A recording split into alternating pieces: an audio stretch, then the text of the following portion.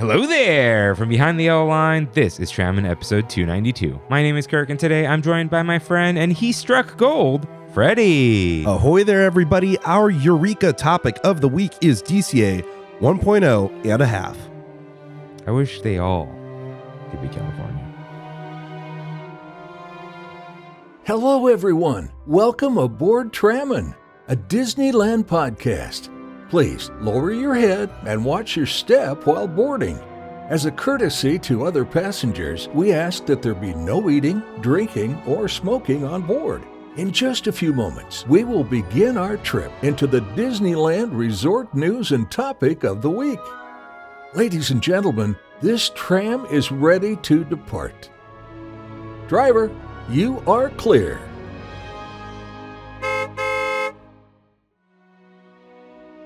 Welcome back to Trammin, everyone. Happy Wednesday and Happy New Year. We are your hosts, Kirk and Freddy. What's up, Freddy? Hey, Happy New Year, everybody. Yeah, we're back. They got a half Happy New Year last week because it was a New Year's Eve, New Year's Day launch. So yeah, we are only on January 2nd right now. We're recording this on a Saturday.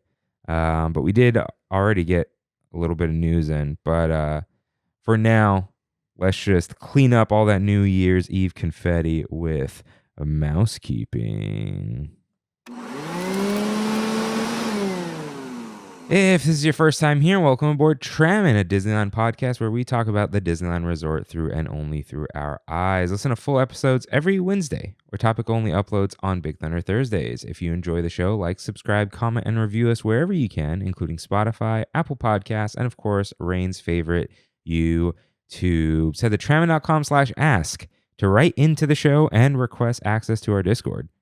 And you can find links to Tiki Kingdom, Bubbly and His Bread, and lore on trammin.com. So, let's get into some news.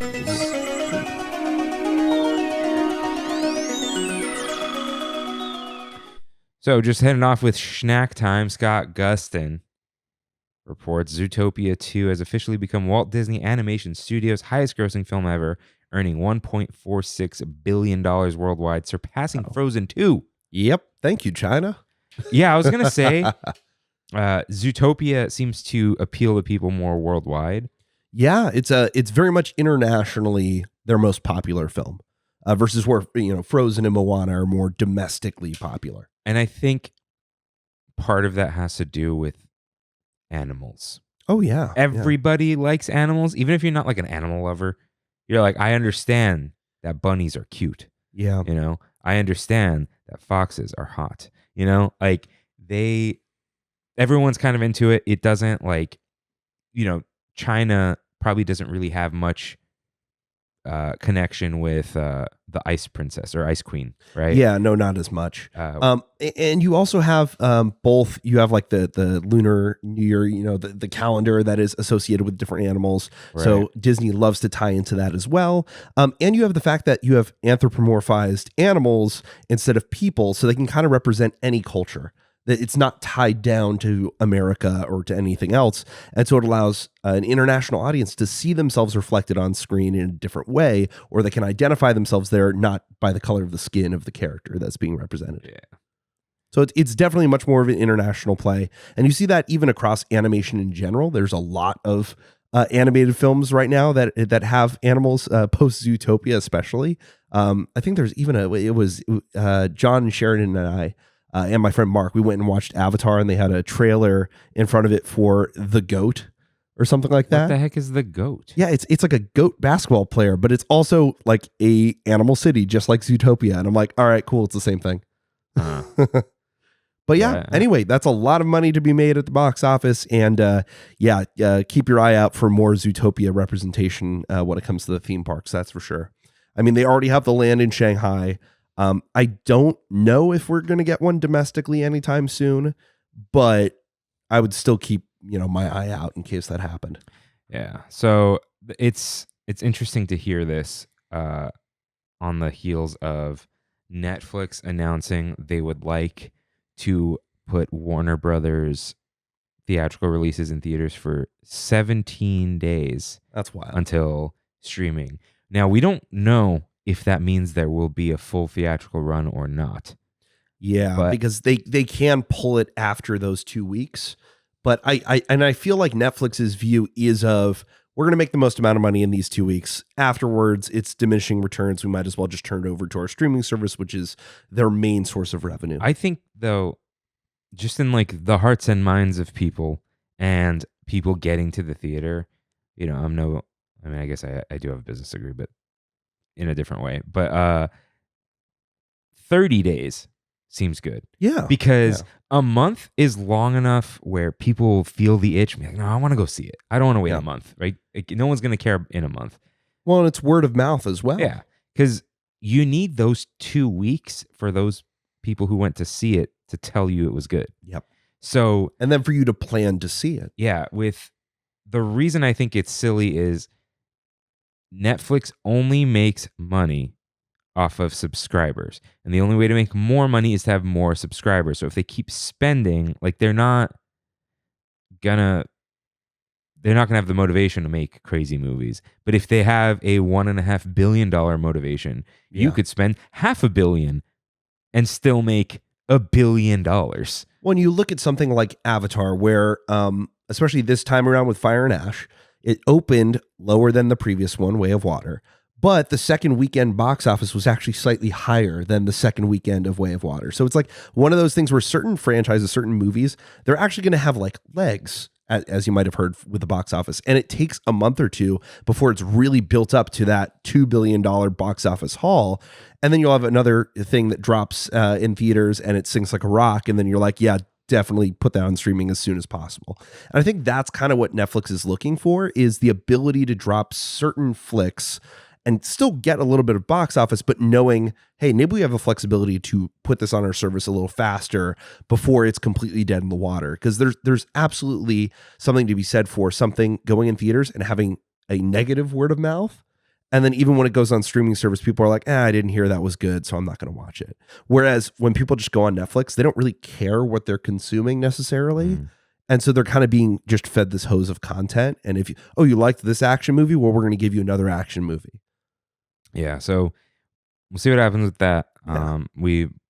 No news on the merger. It's going to be a while. Yeah, that's going to take years. Yeah, the problem now is you want it to go through because Paramount, Skydance have foreign investors, right? Yeah, so it's partially Saudi Arabia, and then it was also because of their association with the current administration. There's this whole other side of it in terms of kind of a propaganda platform to a certain way of like reorganizing their content structure in a particular direction. And if Warner Brothers goes that way, then you're kind of like, I don't know how to feel about that. Yeah. I can't keep getting into being angry about foreign governments buying US assets. Yeah. Like, so, congrats to Zootopia, I guess. I have no interest in seeing it. I mean, did you see it? No. Really? Yeah. Huh. If it's eventually on Disney Plus and it's just there's nothing better to do, maybe Anna and I will watch it. I don't know. Huh.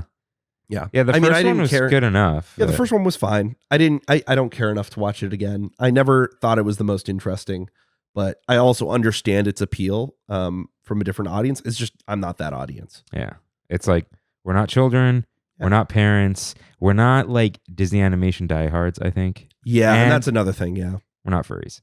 So next up, it's what everyone loves so much, a foodie guide. Oh, yeah. So this is the Disney Eats new 2026 sweets and treats coming to Disneyland.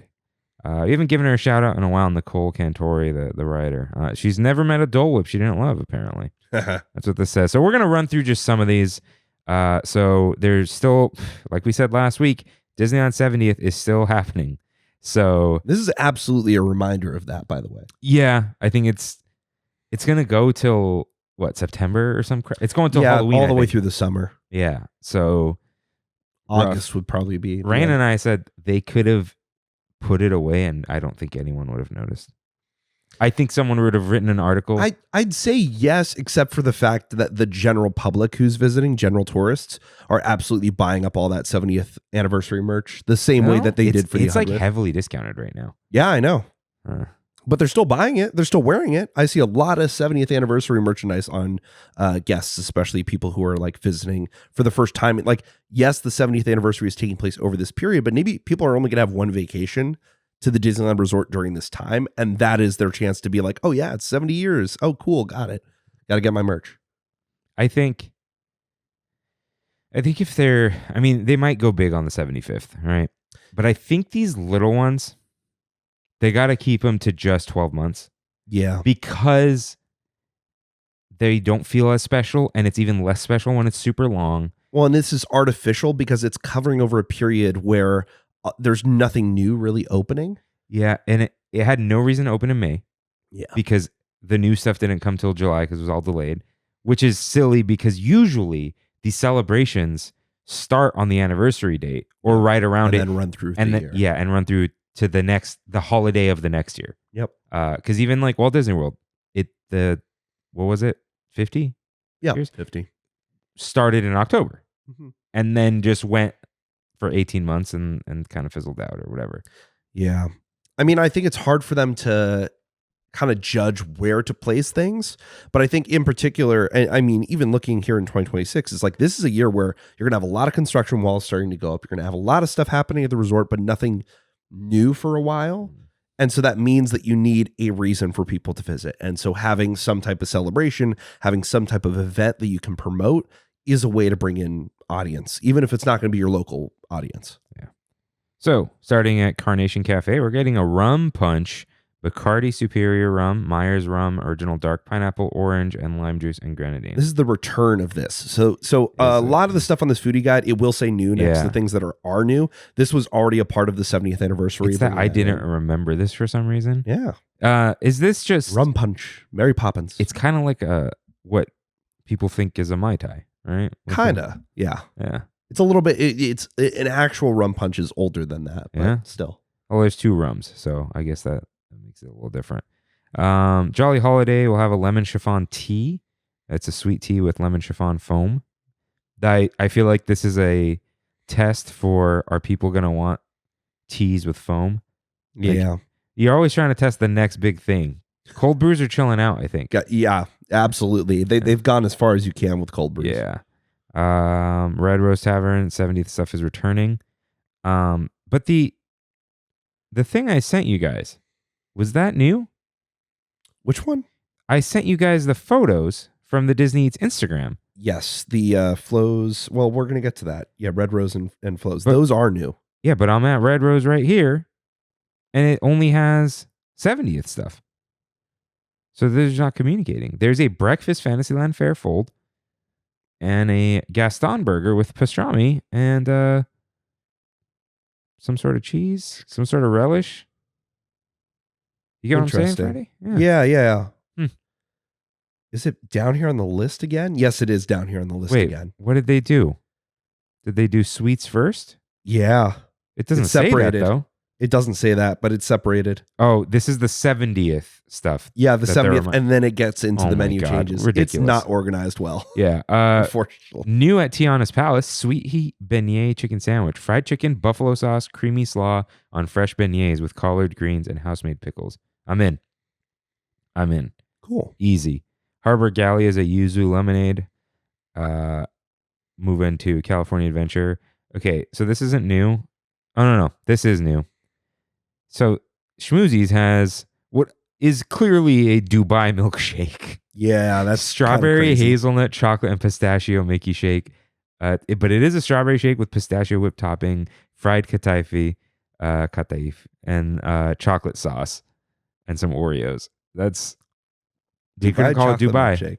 They couldn't call it Dubai. Yep. That trend is dead. The Abu Dhabi shake. The Abu Dhabi Disneyland shake. It's uniquely Emirati, guys. Cappuccino Cart has a Mickey shaped cinnamon roll macaron. Very excited about that. That looks good. Yeah, it looks new. Looks good. That's definitely going on the list. The novelties are back. Flo's V8 Cafe though has the Big Dipper cheeseburger. Oh yeah. So it's a beef patty, American cheese, bread and butter pickles, which my least favorite. Caramelized onions on a toasted bun. It's like a reverse bun with pepperoncini cheese sauce. and you can get that with fries or cuties. Sounds good. I like that it dips into the sauce and it's not covered in sauce, because I don't like when they go a little too. Those it's videos too on wet Instagram, and it all dissolves. Winter Circle chicken and waffles. Heck yeah. Crispy golden fried chicken and buttermilk waffle, whipped butter and maple syrup. Sounds good. Always down for a good chicken and waffles. That's excellent. Oh, a new plant-based item. Fillmore groovy greens, romaine and kale, bean and corn salad, cucumbers, tomatoes, crispy quinoa, toasted sunflower seeds, and zesty dressing. And then you can also get that with crispy chicken fenders on top as a separate thing. The cheeseburger is new. I think it's just a reorganization of it. It seems like it's the Dipper burger. Yeah. It's got the reverse buns, but it doesn't have the cheese. Because see how it says toasted bun? I see. Yeah. Could be good. Or it's lettuce tomato instead of the other thing, I guess. I don't know. It's lettuce tomato instead of tomato and lettuce. Yeah. Now you can get tuned up chicken fenders. They're tossing a choice of sauce now. I like that. Yeah. Fast track loaded fries. So chili cheese fries with the pepperoncini cheese sauce and sliced pepperoncini and diced onions. That's something new. That's something for people to get. Cup of chili. Why not? You can already... Oh, and a cone-shaped cornbread, though. Ah, nice. Oh, this swipes through these photos. Yes, they do. Where's the corn-shaped cone? Oh, okay. They just make it in a little mold. That's fine. Mini buckwheat waffles with sugar-free syrup for kids. Yeah. That's cool. Their first cold brew, it seems. The Start Your Engine cold brew. So maybe the cold brew's still going to keep going, even though we got too many. Shaken Jamaican cold brew. Excellent. Yeah, with caramel premium syrup, swirl of caramel topped with house-made caramel flavored cream and caramel sauce drizzle. It's going to be too much, I think.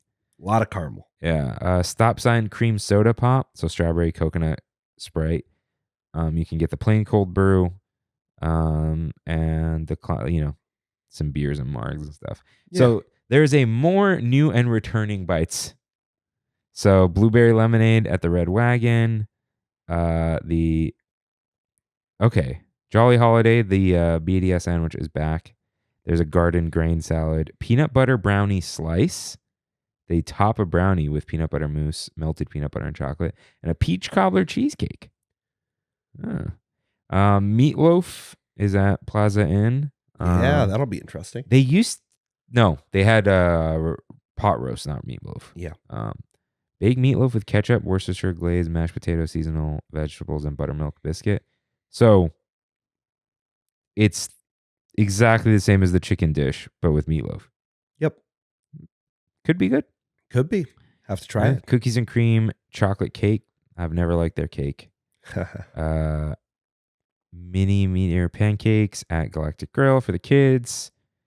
Not much new. New items at Riverbell Terrace. Shout out River and James. Impossible meatloaf. Yeah. That's something.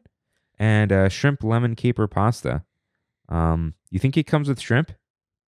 Or with whatever. What happened to Jeff? He ordered the shrimp scampi, but it didn't come with the pasta. Yeah.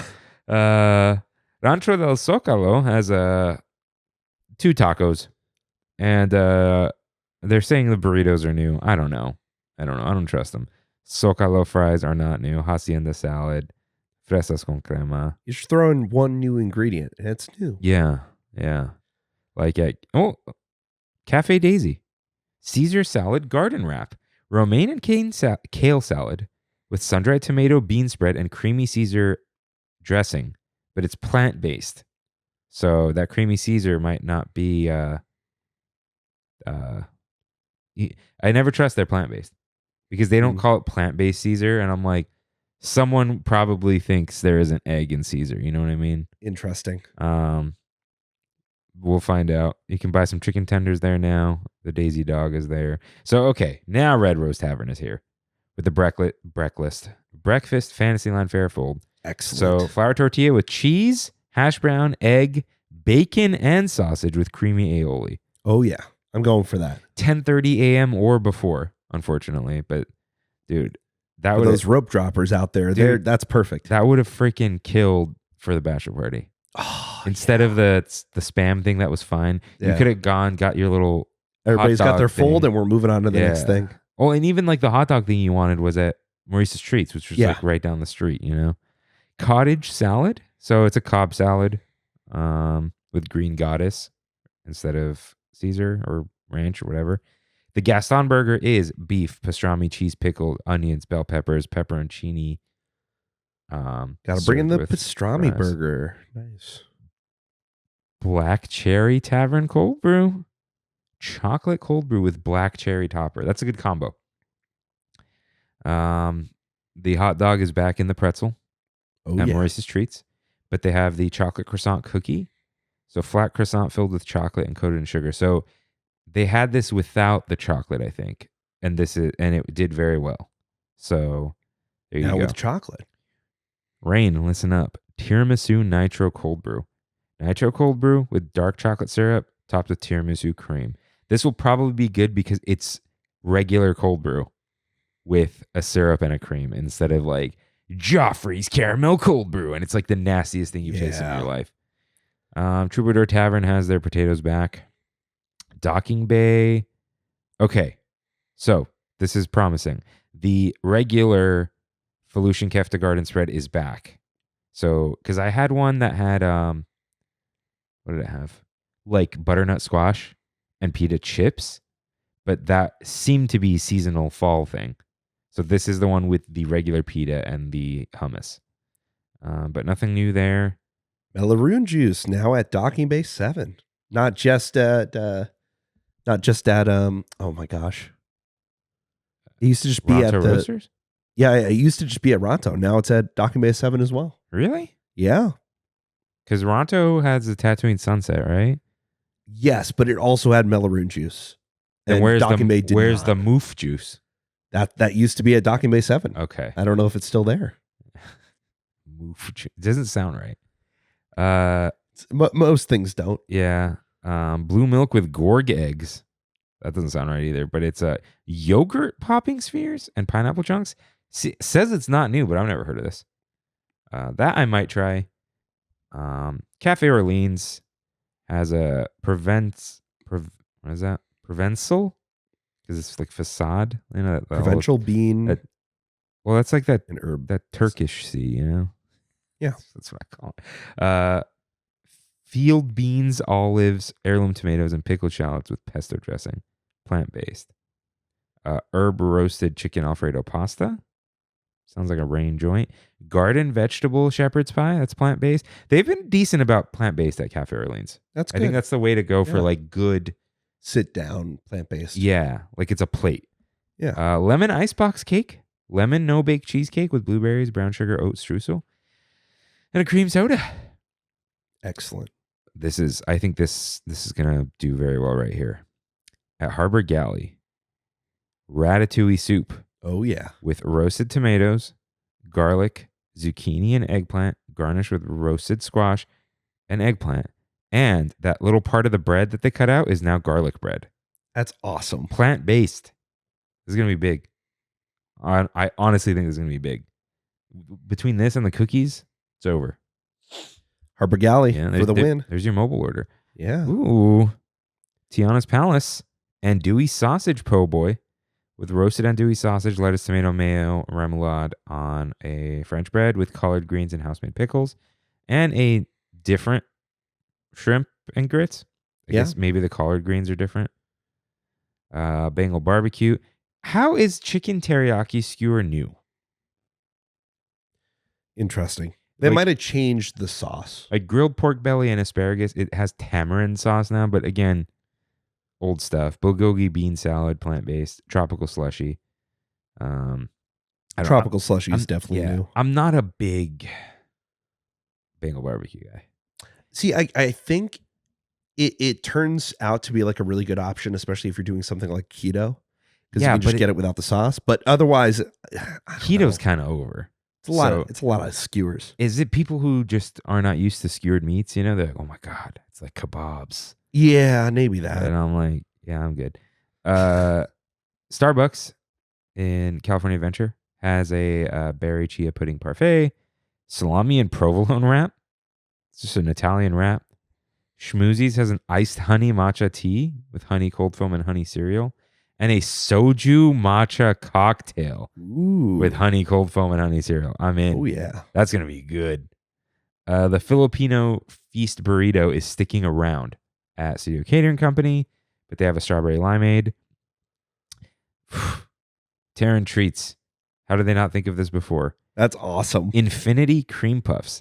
6 mini cream puffs with raspberry, cotton candy, key lime, strawberry, pabana, and orange cream. Collect them all. Yeah. That's smart.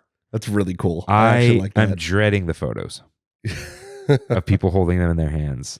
Like, it's going to happen, though. Yeah. And then the influencer's going to throw it straight in the trash because Perfecto. Too many carbs. Yeah. Pim Test Kitchen has a new French toast with bacon, blueberry spheres, Jamaica syrup, whipped cream, and sprinkles. Verde variant chilaquiles. Wow. That could be So tortilla chips with tomatillo salsa, scrambled eggs, bacon, queso fresco, pickled onions, and crema. Yeah. And that's new. And a new cookies and cream cold brew, supposedly new. Supposedly. Lucky Fortune Cookery, finally a new menu. San Francisco noodle stir fry with fried tofu, broccoli, mushroom, sesame oil, and soy sauce. And then you can get one that has karaage chicken, but may still have the fried tofu unless it's a typo. And a matcha raspberry Baymax macaron. But those noodles look good. Lots of broccoli too. I'm trying to see what it comes with. I think the fried tofu is still there for the chicken. It's just towards the top. So that's good. And that macaroni, I'm sure, will do well. Aunt Cass Cafe has a plant-based ginger sesame tofu salad. Again, available with chicken. A chicken tortilla soup, which I guess has been there before. Dutch Crunch baguette. Dutch Crunch is in.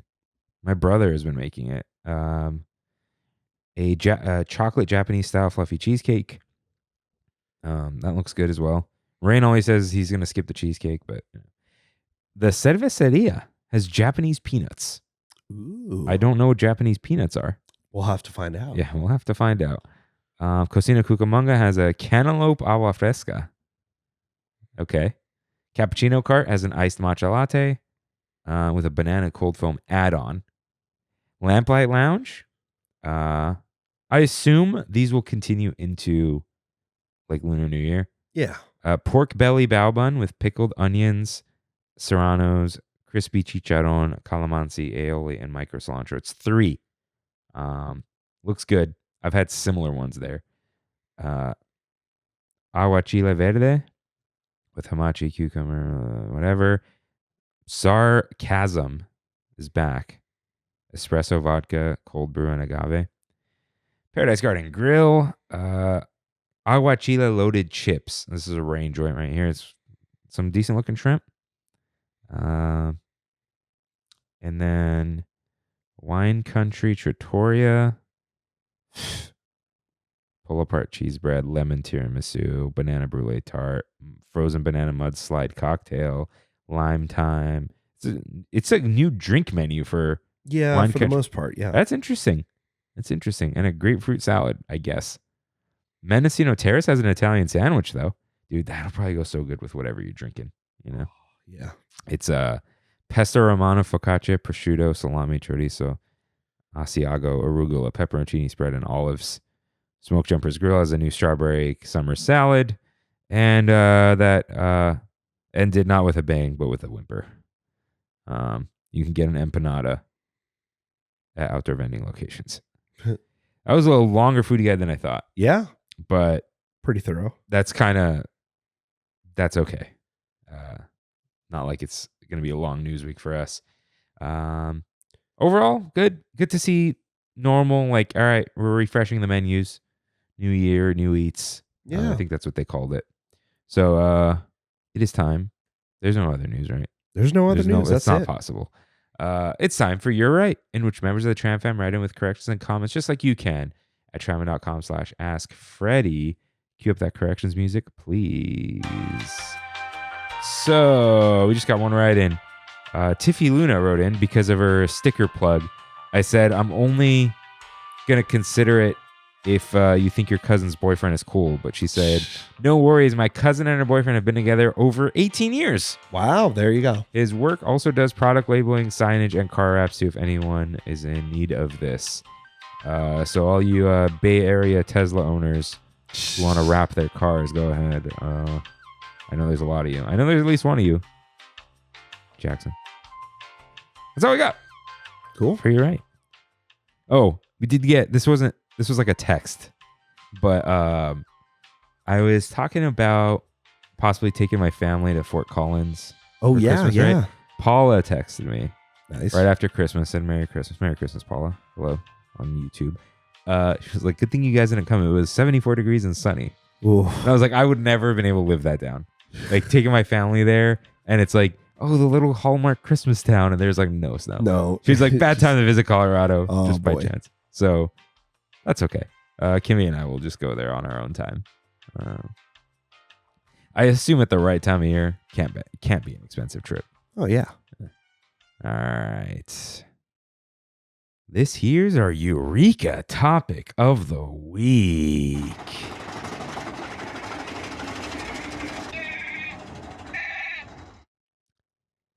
DCA 1.0 and a half. Oh, yeah. Eureka, our 3-part series, our little trilogy about the opening of DCA and beyond and more and now and the future, because Disney California Adventure Park opened almost 25 years ago on February 8th, 2001. Oh, So yeah. we're about to hit 25 years. We'll be done with this a few days before that, every other week with Freddy. So tune in.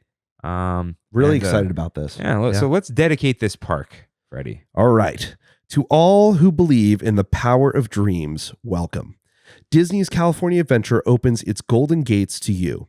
Here we pay tribute to the dreamers of the past, the native people, explorers, immigrants, aviators, entrepreneurs, and entertainers who built the Golden State. And we salute a new generation of dreamers who are creating the wonders of tomorrow. From the silver screen to the computer screen, from fertile farmlands to the far reaches of space, Disney's California Adventure celebrates the richness and diversity of California, its land, its people, its spirit, and above all, the dreams that it continues to inspire. And that is, of course, Michael Eisner dedicating California Adventure all the way back there in 2001. And this was kind of one of his final dedications. It was kind of his final era for Eisner here at the very end. Yeah, what a great way to go out. Yeah, absolutely. Converting a parking lot into a street fair, it seems. So DCA was the parking lot for Disneyland Park. For those who don't know, there was no parking structure. You would just park in a huge lot, and the tram was there to pick you up from like far parts of the... Yeah, so if you were parking all the way in the back, you could actually get on a tram, and it did a big loop around, and the monorail, still its track actually went through the parking lot above it. So you still had kind of a very similar route, but just imagine going out the Disneyland gates, you're exiting to go home, as just a field of cars. Like that's what it used to be. Yeah, like you could see it even in the old photos of like, you used to be able to get the front spot, Yeah. and just walk to the gate. So crazy. Part of that is cool for convenience, but then another part is like, this really is just like a theme park with a gate, as opposed to like a resort. Absolutely. This was also the start of the Disneyland Resort branding, right? Yeah, no, it was all at the same time that you had the Disneyland resorts. You had Downtown Disney opened up. You had a new park in California Adventure. You had the Grand Californian Hotel, and they had purchased, I believe it was the Pan Pacific Hotel, and turned that into the Paradise Pier Hotel. And so this is a case of like, Eisner comes in, goes to Disneyland with Frank Wells, and it's kind of like, yeah, this is quaint and everything, but like we could do so much more here. And you're looking at Disney World already. It's a huge successful resort. And they're like, why can't we do this here in California? And so they already had plans built up by 1991. They announced plans for a second gate and a resort district in Anaheim. And this was going to be Westcott. What do you know about Westcott, Kirk? There was going to be a big lagoon. Oh, yeah. Right. In which to just surround the whole park. It wasn't going to be a two-parter as far as I remember.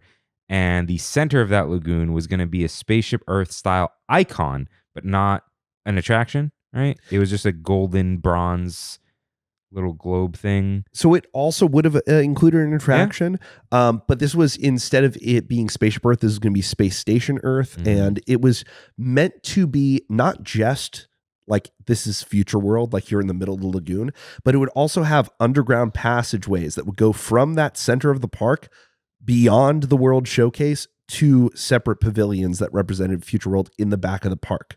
So it's almost like here's the front of the park and the World Showcase like circling around it. And then you go out from there to these satellite lands, essentially, that would represent different aspects of future world. They had 3 that would be represented there. But it would have been more like an expansive theme park as opposed to like, here's a half of a theme park. Yeah. And then you go over this line and then there's just another half of a theme This park was behind. already going to be a $2 to $3 billion project in the late 90s. And so it was already very much ahead of its time, very much like planning to already have it fully built out and open rather than building something in phases and starting out small. I mean, this was still part of the dreaming part of like the Disney decade, where it's like, we can really do anything. We have the funding, we have the power, we have the imagination. Let's go for it. I mean, this is why Euro Disneyland was overbuilt with all of these extra hotels and resorts, because they imagined this huge success that would kind of keep sweeping through. And unfortunately, Euro Disneyland didn't succeed and was a financial failure. And so because Disney was so invested in that, everything had to be scaled back. And so the future that was going to be Westcott, and I would love to talk about that at some point in the future in a very similar series to this, especially talking about the idea of what Disneyland can be going forward. But fortunately, that didn't come to pass. And we ended up with this company retreat in 1995 with Michael Eisner and all the executives. They went to Aspen, Colorado, and basically he got all of the creative visionaries together and held them in this room. And we're not leaving here until we fix the Disneyland problem. And it is there that California Adventure is born. Yeah, and like some sort of drug-induced fever dream in Absolutely. 95. They decided we're going to do this. Now, I forget, was this like a brainchild of the brainstorm, or was Michael Eisner responsible for this? Like, This is absolutely from the brainstorm. Yeah, So you had different they credit ideas, Eisner with this, but it was all of these bozos. Yeah, absolutely. I mean, it was easier because you could kind of push it out on Eisner, and Eisner gets pushed out the door. So it kind of works that way, that he got to be a scapegoat for it, for its failures. But in that creative process, they wanted to come up with some solutions for problems. So looking at the Disneyland Resort, you already have the local audience, but a lot of the tourists that are coming to Disneyland are also going to go visit other places in California. So some of the Imagineers, some of the creative executives are like, hey, what if we captured more of those people's times by like, okay, you're already going to spend your vacation here in California. Well, how about we get you to stay an extra 2 days by making a resort that is themed around our state? That already is, let's take the great things that you want to go and experience and put them in one place so you can stay here longer and spend your dollars here. And that was kind of the original pitch for it. And so you have a lot of leftovers from different theme park ideas, especially Disney's America, which is going to be built out in Williamsburg near Washington, D.C. There's a lot of parallels between that park idea and concept and what California Adventure became, including having sort of a fairground, which was eventually the pier, and having sort of the national parks area, which would eventually, it was a Lewis and Clark expedition and eventually became Grizzly River Rapids. So you have a lot of these like layout things. Even the idea for Soarin' was going to be a part of a military like air base celebrating World War II in Disney's America, and they turned that into Condor Flats.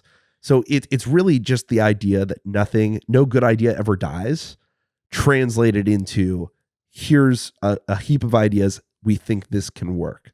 Yeah, we see this with just random attractions of like, oh yeah, that we had this idea for this one thing, but then we either added an IP or it was a different IP and we changed it to this one. And it's like, oh yeah, we had this ride system, but didn't know what to do with it. And now we have this theme. So that's just what happens when your company is 100 years old. Yeah. So, Well, you already have momentum. So throughout the whole Disney decade, it's like, as you were saying, it's like we developed this ride system for this thing. Well, now that's not happening. We got to use it for something. Yeah. So it's like you've already spent millions of dollars for your R&D for a variety of different theme parks here.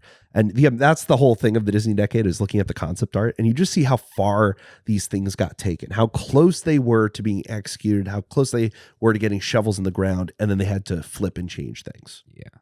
So let's zoom back out. Oh, yeah. And zoom in individually to each one of these little lands conceived for DCA 1.0, starting with kind of the entrance, Sunshine Plaza, which was slightly smaller before, right? Now we pushed the gates farther out a little bit. Just a little bit, just a tiny bit. So Sunshine Plaza was an entrance designed as a California postcard that guests could step into. So if you take a look at concept art and even just really a photo from the Disneyland gate, basically under the monorail track, you can see a landscape orientation postcard with mosaic, the world's largest mosaics on the sides, the Golden Gate Bridge with the sun rising out of the center, the words California at the bottom of the postcard. Did you see the Grizzly? No, I don't believe so. That was too off to the side, unfortunately. But conceptually, a plaza dedicated to the sun, really cool. The empire of the sun in a way, right? Yeah.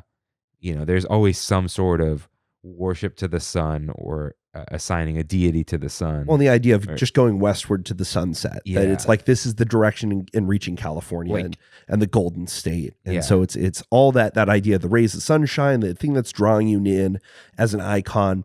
And they just never could quite crack that icon for the park, unfortunately. Because it's that's what I'm saying. Like it's as a concept, it's like whether religiously you believe God is light, or no one right now worships maybe someone, but we don't really worship the sun. But the sun is, pun intended, an icon of life, light, warmth, heat, a new dawn, a new beginning, a new day. When you even think of the sun wheel that eventually happens over at Pixar Pier or Paradise Pier, which we'll get to eventually.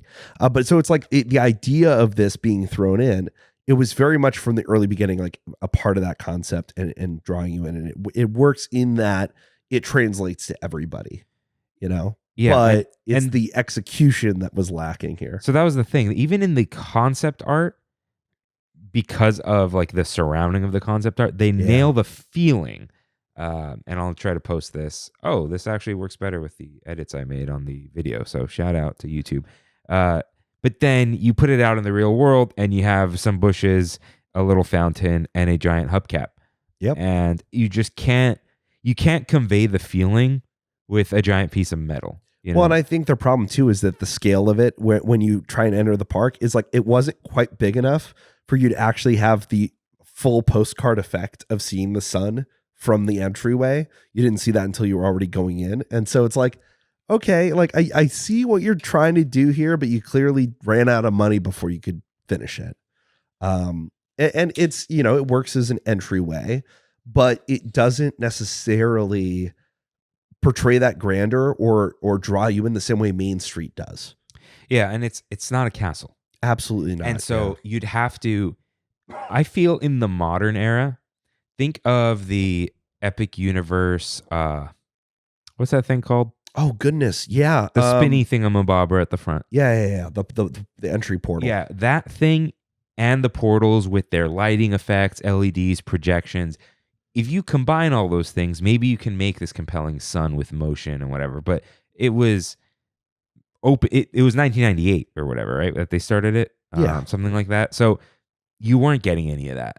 LEDs were it wasn't really a thing. They existed, but they weren't the future in people's minds. They weren't tiny. They weren't micro. They weren't anything you could do something special with. So they just kind of missed the mark here, and they just did random stuff to try to make it better. It didn't help.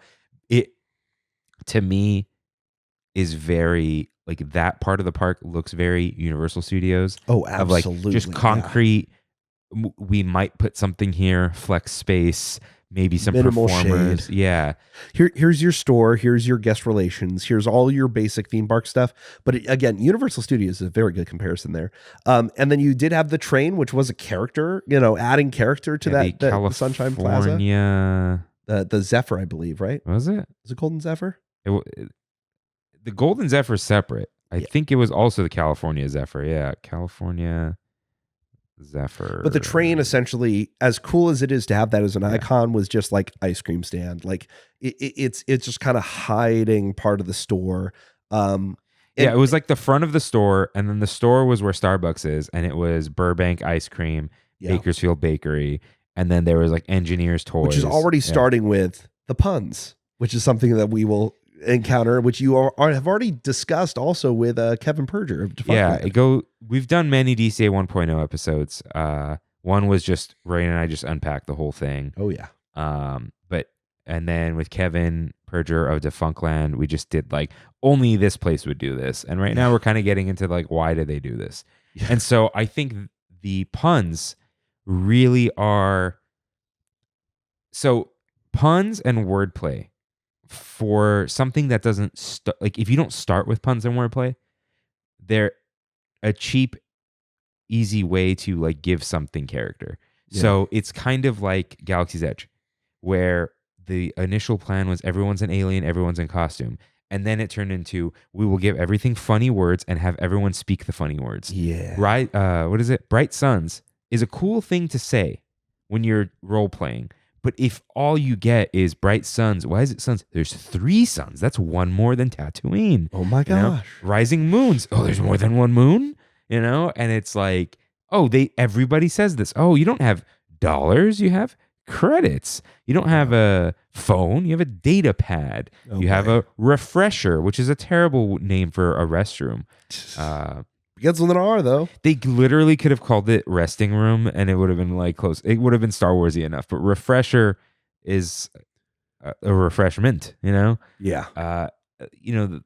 Having these puns are like, look how creative we are. It's Burbank, and part of it too is all the signage. It's very kitsch. It's very like we're trying to be tongue in cheek here. We're trying to have fun. It is of the moment too, where it is very, this whole theme park concept through execution is very 90s in the worst way possible in terms of aging well. Yeah. And I think the thing with kitsch, in my mind, like the connotation of kitsch is also small. Yeah. So the reason like kitschy works for tiki bars is because they are dark, small, enclosed spaces. Yeah. So it's kitschy, but it's a room full of knickknacks. You can't have a street full of knickknacks. Like you can if you're like some historic town or whatever, but you can't say like, this is the kitschy theme park. Like kitschy it's good in small doses, or like someone has a cool house and it has a kitschy thing in it, like, oh, that's like mom's gumball machine. And the gumball rolls off of this clown's tongue, and it's like random stuff like that. But you can't build things on the back of kitsch. So yeah, Engineers Toys, Burbank, which if you go listen to the Defunctland episode we did, Kevin Perger, who knows where Disney is headquartered and knows more about Disney history or Disney park history than most, was like, did not put Burbank and think like, oh, Burbank, where Disney is, because you don't really think Burbank. A lot of people say Glendale for Disney because they have offices in Glendale too. Is Imagineering's in Glendale? Yeah. So and they're next to each other, but that's an issue there. And then there are more puns that like. Well, I think it's fascinating, the idea of like, we're going to appeal to tourists with our park.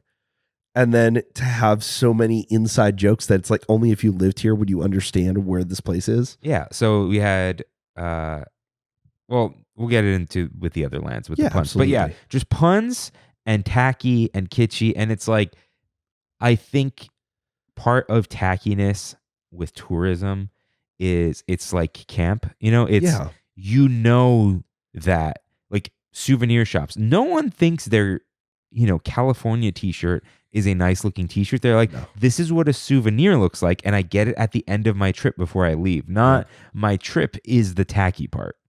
So and that's kind of the problem with California Adventure from the onset, is that tackiness, is that whole thing, because the entire park, except for a few shining examples, lacks sincerity. And I think at the time they're like, we want this to be a counter to Disneyland, where it's like you have this very like sincere park, you have this very like beautiful thing, and then we're going to have this counter to it. But that's not what people actually wanted, and that was kind of the problem from the get-go, is that didn't appeal. And I was just thinking too of like, there's almost an argument to be said of like, if you had really leaned into like Googie architecture, which they kind of appeal to, but they just don't do it quite right. There's a version of this that could have been a little bit more timeless, but they hadn't grasped that idea yet, and they wouldn't until the 2.0 version of this park. Yeah, so we will eventually get to California Adventure becoming a grand adventure through California, but that's not what this was. The adventure thing was just, oh, you're going through California, don't worry about it. So don't worry, afterthought. Everyone's next favorite thing to do when they visit California, besides being the sun, is Hollywood Boulevard, our absolute favorite. Hollywood Pictures backlot. So it is where Hollywoodland is now. It's not much different, which we'll also talk about in the future, but it is, I think, trying to capitalize a little bit on the studio tour feel of Universal Studios. Hey, don't go to Universal Studios. We have a backlot here. That's our backlot tour. You couldn't make it to Hollywood Studios. We have a Hollywood here. Oh, you have the Great Movie Ride. We don't have that. No. But we got to put Hollywood here. Want to try our Superstar limo? Yeah. So go through a crazy, wacky limo ride where the paparazzi are chasing you. Oh, boy. And because of your weird boyfriend. And then, your mother-in-law, the queen, had you killed. Oh, wait. We need to change the theme of Superstar That's not going to work. Oh, no. So, like we've mentioned before, you always got to bring up Superstar Limo and the fact that it was supposed to be a wild chase through Hollywood, but then that's how Princess Diana died. Kind of. It wasn't like paparazzi chase was how she died. So thus, it wasn't like a hot pursuit, but it was, getting away from paparazzi and then tragedy, right? Planned, maybe. So they had to change that, and now you're trying to get him to the Greek in a way, which that worked so well too. So you had your who's who of Hollywood. Or is it B-list celebs? Oh, absolutely B-list. Who can we afford right now? You would say C-list now, but back then it was the B-list. It was Joan Rivers, right? R.I.P. Drew Carey, Regis Philbin. Yeah, they're like the A-list of like daytime television. Yeah. But that's about it. Which was also kind of the whole theme of the Hollywood backlot here, because you also had the ABC soap opera Bistro. So you have a lot of things that are just like, what's happening again? Like it is from the onset very strange ideas. Yeah. And even in the concept art, you can see early on they had a much grander idea of what they were going to do with the space. They had maybe we will bring over Great Movie Ride or some version of it, or at least the Chinese theater facade. And then you can see a grander version of Animation Academy of that building. And then it's just everything just kept getting scaled back until eventually you're just like, hey, this is not working anymore. And once they opened the park, they knew immediately from the get-go, this is the one thing that people are like, we don't understand. Yeah, they had, Animation Academy was cool. And I think of the time, that it wasn't quite edutainment the way Bountiful Valley Farms is, but it's that like, interacting with media was like really cool back then. Yeah. So I can't fault them for Animation Academy. That was maybe I think one that of the is jewels. out of anything in that land that works. Yeah.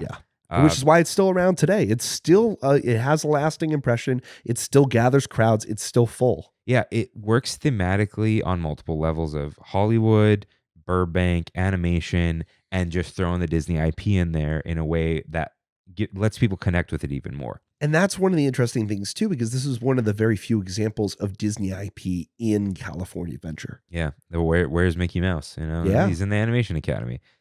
It's the only place we got for him. Like you said, there's the ABC soap opera Bistro, which was, I've mentioned many times. For some reason, I ate there, where the cast members were doing a soap opera while serving you.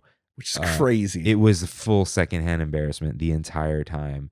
With dumb little puns for food. And it was because ABC soap operas, to be fair, were huge back then. But those people are home during the day. They're not going to Disneyland. That's kind of the whole thing. But then there was the food court in stage, 20 or 19? Yeah, something like that. 21? 21, I think, yeah. Yeah. It was Hollywood and Dine, is what it was called.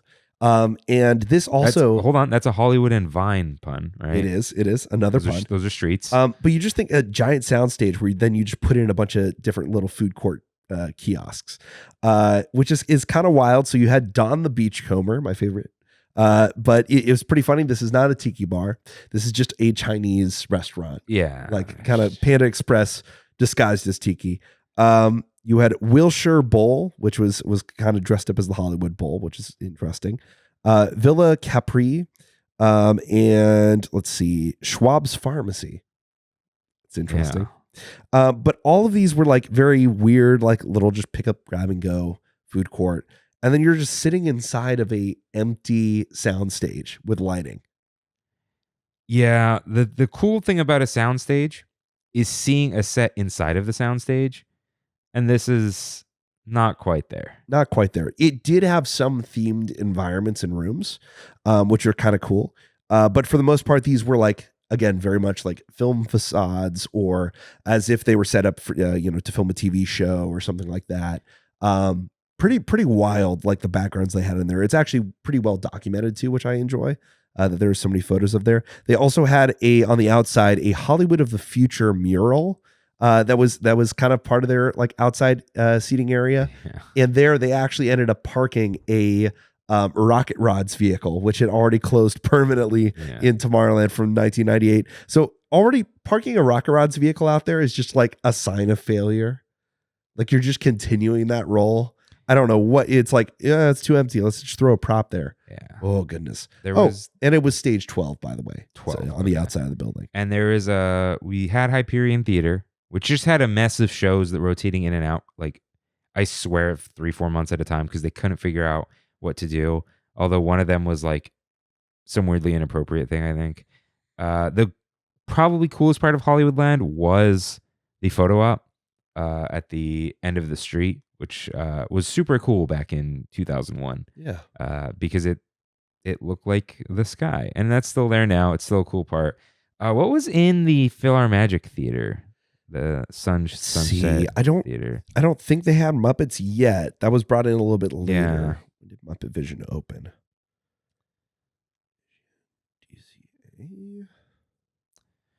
DCA. Freddy's looking. Do-do-do-do.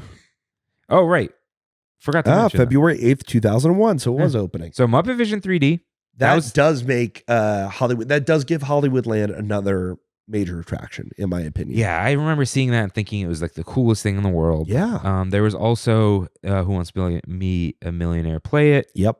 Which crazy that you could just play Who Wants to Be a Millionaire. Was there one more silly thing?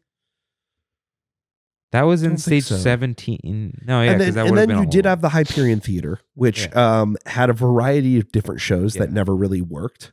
Yeah, no, they were all kind of terrible. All terrible. We'll get to the Hyperion at the end here when it actually found its stride. But yeah, I don't even think we need to cover those shows. Just nothing that was working. Kind of moving on from Hollywood Pictures backlot, and all of these different parts of California Adventure, they weren't considered lands; they were like districts. Yeah, because the next one is Golden State, which is probably like 1/3 of the whole park, maybe even 2/3. Yeah. Like it's huge. It's like here's the Little Hollywood, here's the Sunshine Plaza, here's the Golden State, and then we end with Paradise Pier. And kind of bundling all these things together. It's like I get what they're doing, but also I'm like, no, these are all these are all very much separate spaces. And so, yeah, opened right at the end of the era that was the 90s. Yeah. So to me, it was like things were bright. We wanted to celebrate like pride in what we had. Oh, yeah. You know, like the overall feeling I get when I think of that time was like, guys, this is February 2001 before something really big happened. Right. Yeah. So at that time, I know we look at the 90s with rose-colored glasses. People say like the world was peaceful and great. It's like, you know, there weren't many wars going on. Like Gulf War was over, right? And all that. So like this was before, like I said, before 9/11. So no new wars there.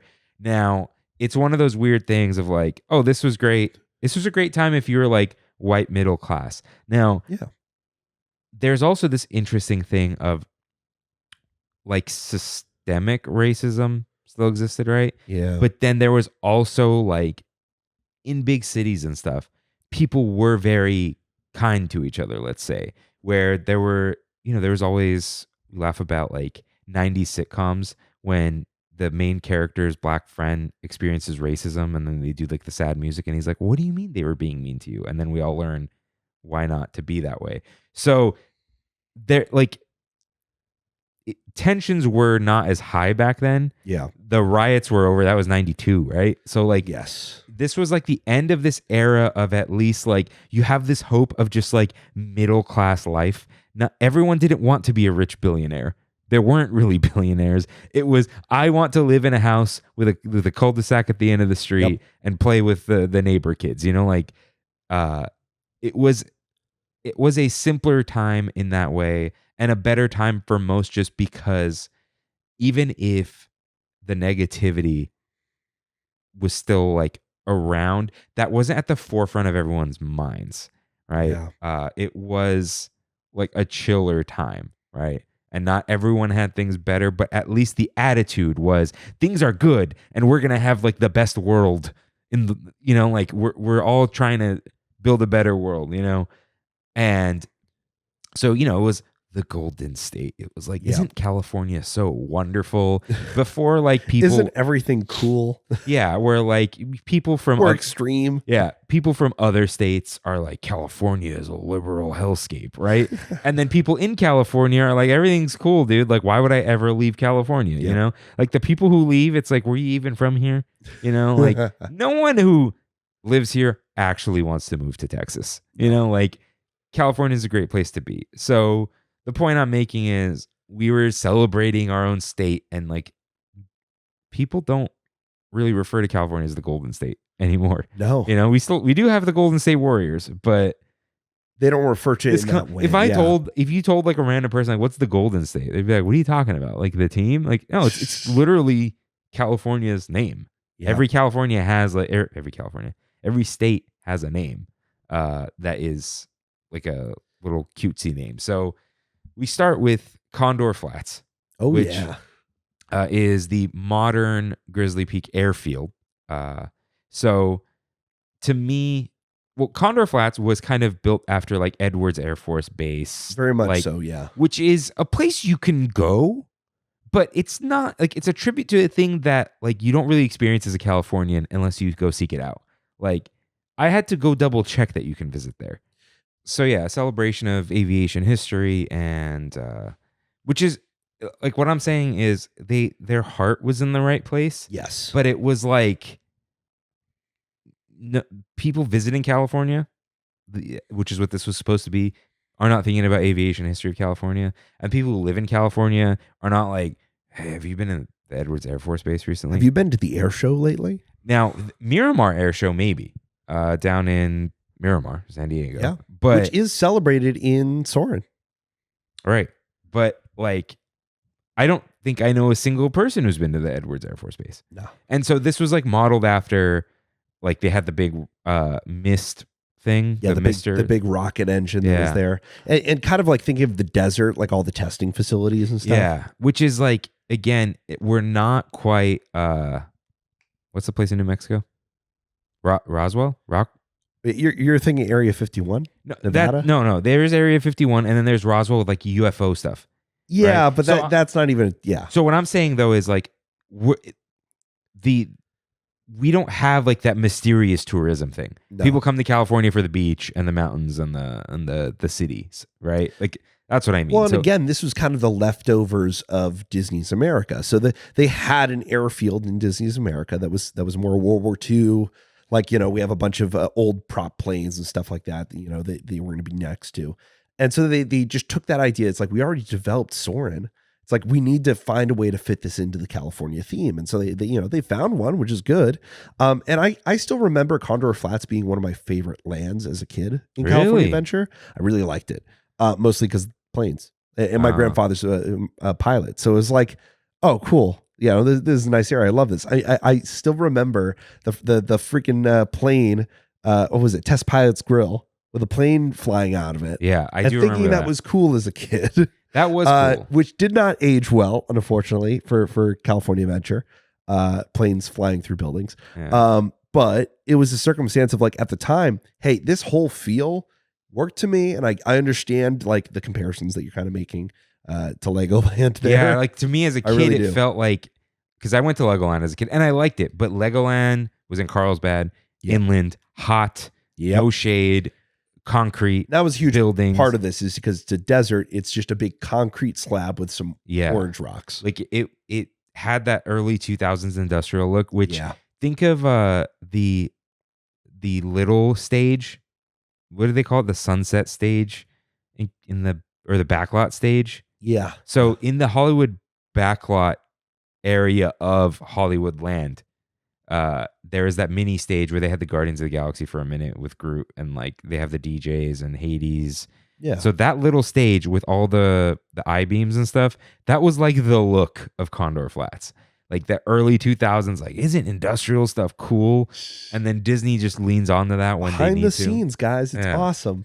So the vibe of the land wasn't it for me. The plane was always there, which was cool. The billboard was always there, but it wasn't like Grizzly Peak Land of Scenic Wonder. It was, I think it was Visit Condor Flats or whatever. Yeah. And it had the this way that way, thing with the plane.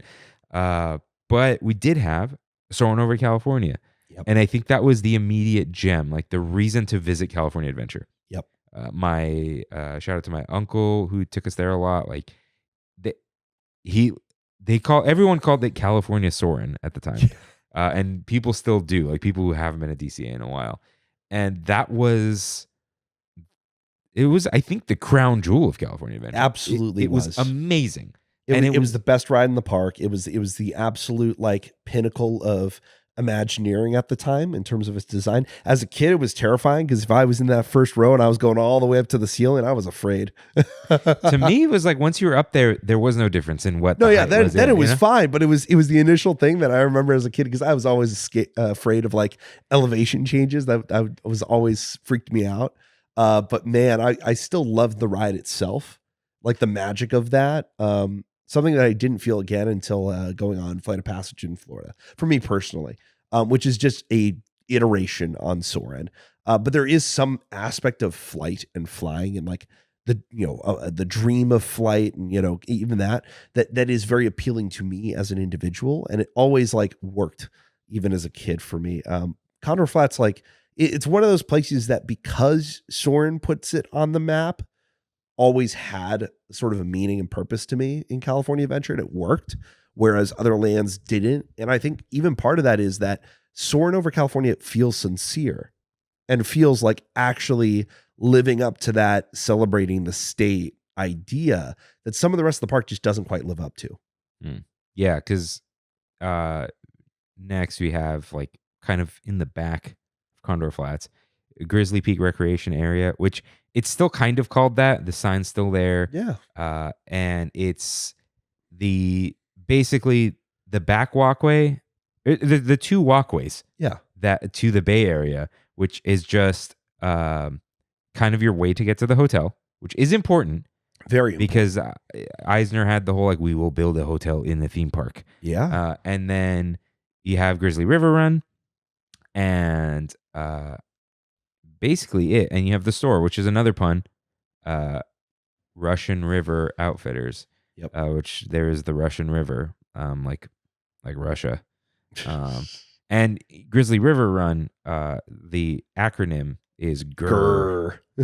The only acronym I know of without a vowel in it, because FBI is not an acronym. It's an initialism because you say the letters. An acronym makes a word, but GRR is a word. So we did have that. That was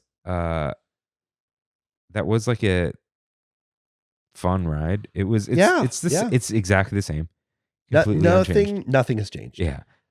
You had what was also kind of the park icon there. It was the park icon in terms of the logo. Yes. Yeah. So you had the grizzly. Yeah. The grizzly bear, which is on the California grizzly bear is on our flag, our state flag. And so it made sense that should be represented in the park.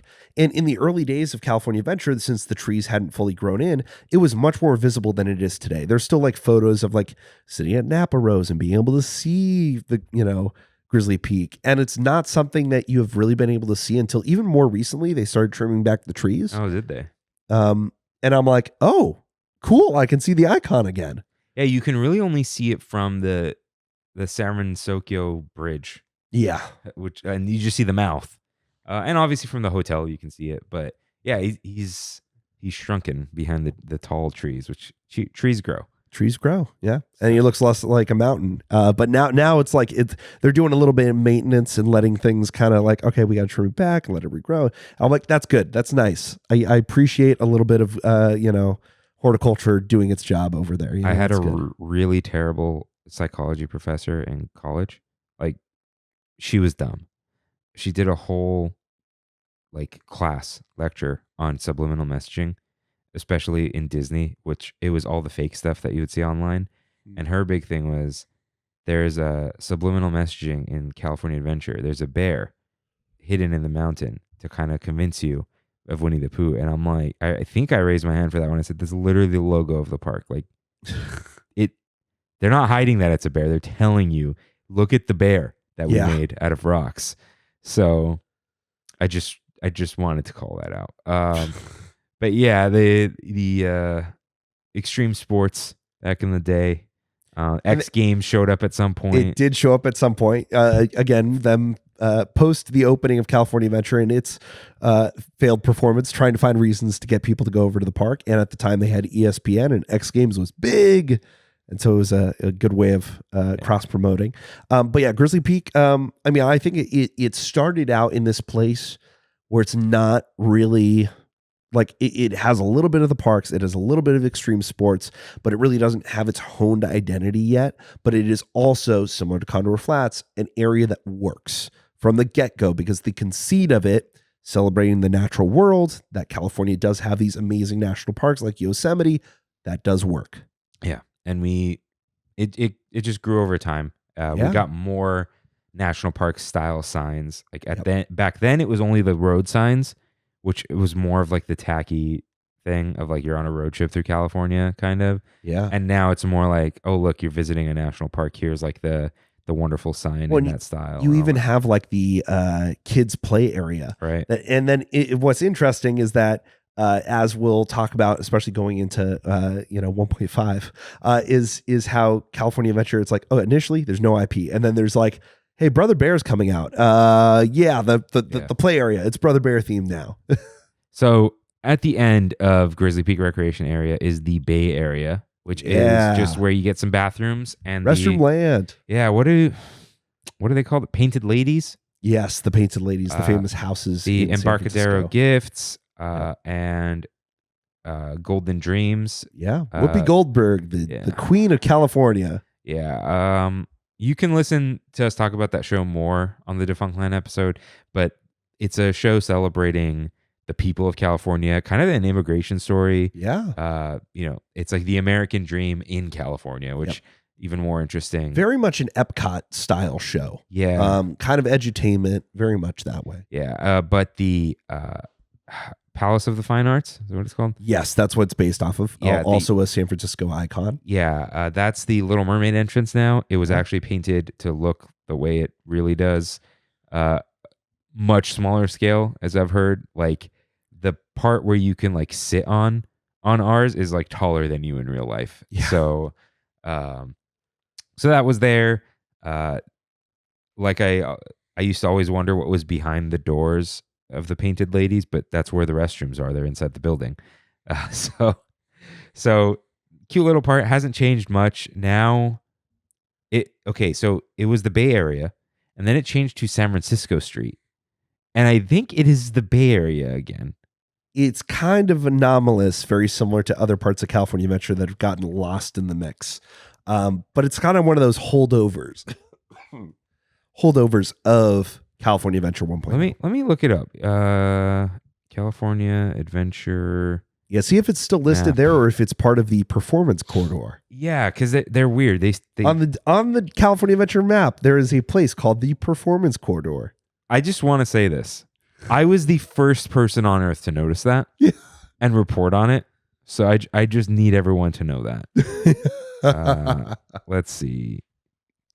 Okay, yeah, it would be on the 70th map, right? Let's see. Okay, zooming in. San Francisco Square, Performance Corridor. It is Performance Corridor, but I want to see what they call the bathrooms now. Sorry. I'll check the app. Load. Oh, the 70th splash screen is back. Okay, restrooms. And they are called Bay Area restrooms. Yeah, so it was San Francisco Street. Now they're just Bay Area restrooms. So it's still kind of the Bay Area, but it's just like that little tiny square. So nearby is let's do Golden Vine Winery first. Yeah. Because it's kind of along the corridor. This was a fine dining venue. This is Wine Country Trattoria now. Yes. You can still see, there was like a little store inside. You can still see where the refrigerators used to be. That's funny. In Wine Country.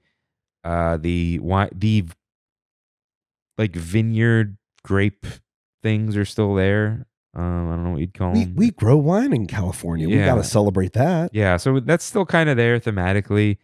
And the music loop is more or less the same. Yeah, Shout out. It literally is one of those retro DCA 1.0 things you can do is just go over there and just hear the soundtrack. I still miss it on the main performance corridor around that area where you used to have the old loop. Oh, so it's good. it's still there. You could still hit who's our homeboy Craig Chiquico Trade Winds. Really? It's still so basically from I think just after Buena Vista Street it starts, but it's not very loud there because Avengers Campus is right there. Yeah. Once you get towards Cars Land, it heats up. Once you're along San Francisco, where like you could see all the buildings, you can hear the loop. It's that we're always in some sort of festival or holiday right now. Never have it playing. Yeah. So holiday loops play there, like generic holiday loops. Yep. But you will see like between probably January 8th and Lunar New Year, which is probably, when is Lunar New Year?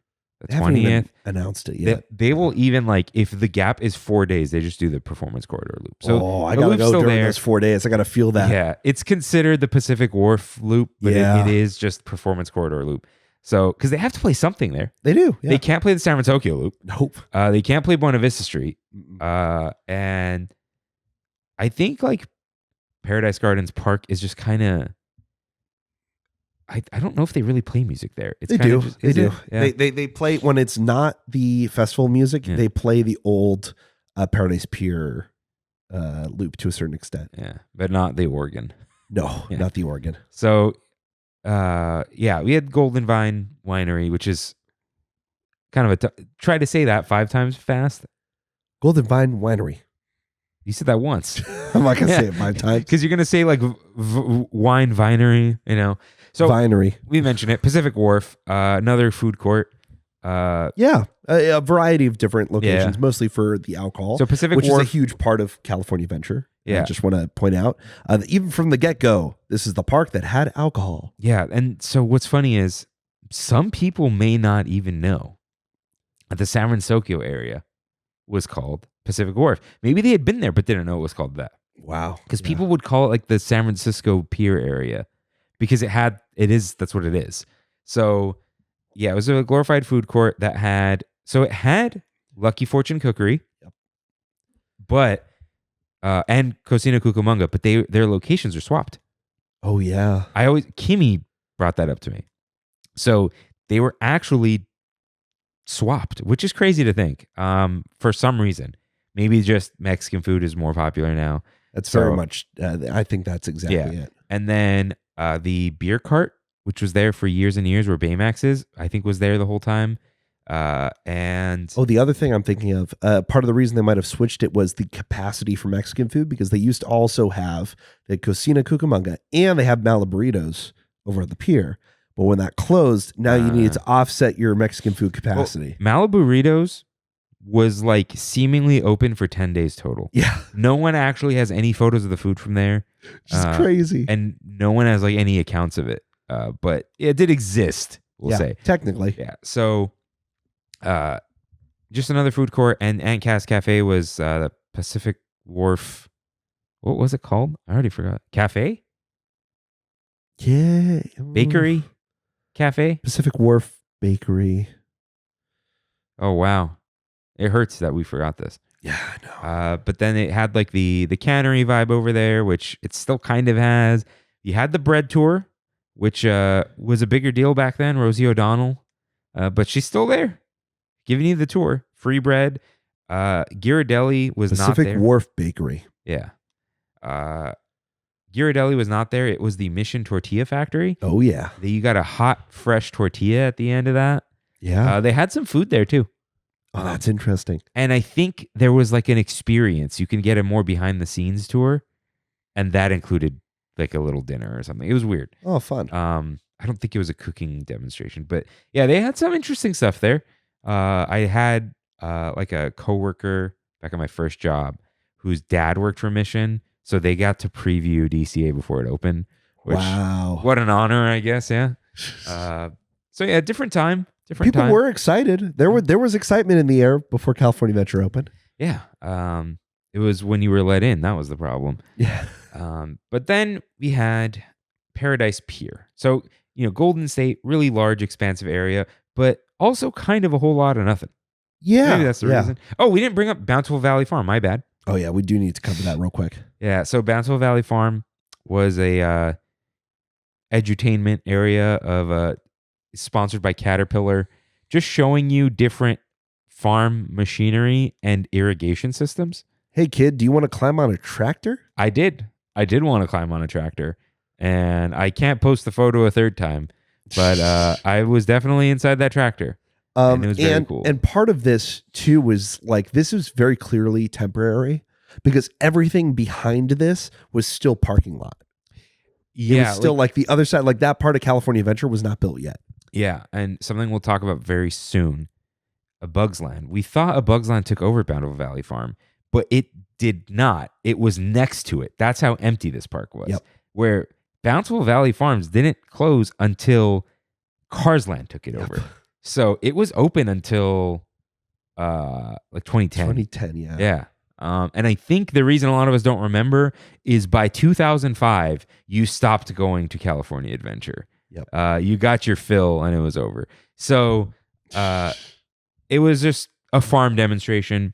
And the funny thing is, It's Tough to Be a Bug was there, which is interesting, before A Bug's Land. So cool little farm area, probably cool for kids slightly once, but that's about it. And there was a seed store, so shout out. So now let's move on to Paradise Pier. Oh, yeah. So Paradise Pier, supposed to be like the, what's the boardwalk? Santa Monica. No, the other one. Oh. Right? What's the boardwalk? Not sure. It's supposed to be a combination of multiple different. NorCal people are going to scream at me right now. Of course. NorCal boardwalk. I'm going to say it and you're going to say it. It's Santa something, right? Santa Cruz. Santa Cruz. Yeah. Like you're telling me. Oh, yeah. Yeah. That's 100% it. Yeah. It was a little bit. Oh, yeah, dude. It's even got like this. I mean, this is a Pixar promenade thing, though. But. Heck yeah. Yeah. So Santa Cruz, boardwalks of California. with the games. So there's the whole like Walt Disney would have hated it angle. Although he just didn't like the drunks and the carnies. I don't think he actually hated the boardwalk. No, I think he thought the boardwalk could be awesome if there weren't drunks and carnies. Yep. So there's some misrepresentation there because it's mostly just about cleanliness, safety, all that other stuff. Yeah. No, I think you're 100% on the right track there. But Paradise Pier, it's like the whole park leads up to this. That it's like, we're going to tease you with fun in the sun with Sunshine Plaza. But the real fun in the sun is down at the pier, down all the way by the boardwalk. And when you get there, it's like the amount of spinners that they had, the amount of off the shelf was kind of one of the problems of California Adventure that made it feel more akin to Knott's Berry Farm or Six Flags than Disneyland. And I think for a lot of the hardcore Disney people at the time, that was the number one problem. Yeah, so it was Jumpin' Jellyfish, which is technically the only completely untouched attraction from DCA 1.0. I love Jumpin' Jellyfish. I think it's just slightly underrated. I don't think it's like grossly underrated. I think it's like it's more fun than you think it is, and it takes up no space and can't be replaced. Same thing with Golden Zephyr. People talk a lot of trash. You literally can't put it. You know what it's like saying?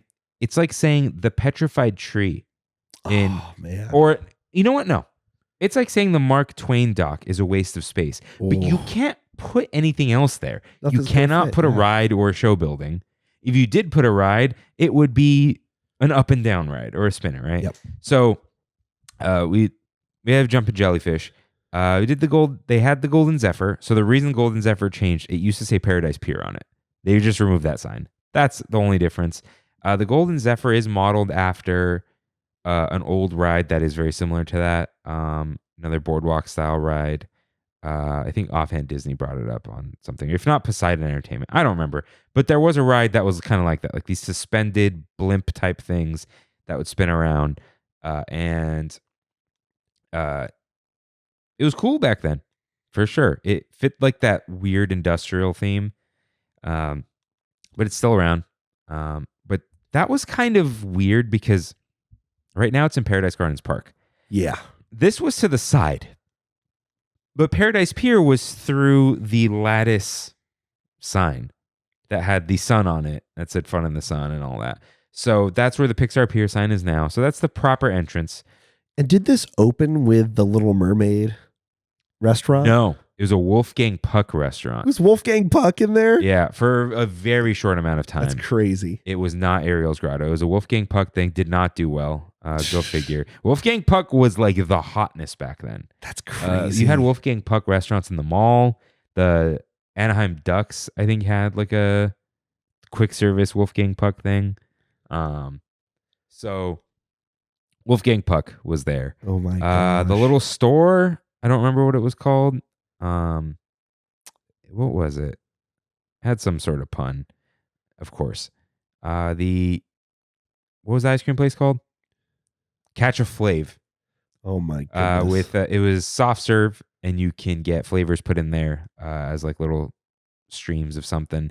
And then you had the billboards along the boardwalk. And it was Avalon Cove by Wolfgang Puck. That's what it was, Avalon Cove. Oh my god. Avalon was like a big, that was a cool early 2000s name, by the way. So, yeah, you had the boardwalk, you had the billboards. Yeah. The old copper tone, that kind of stuff. Fun in the sun. We had more billboards than we have now, which is also interesting. They had to remove one for the Parr House for Incredicoaster.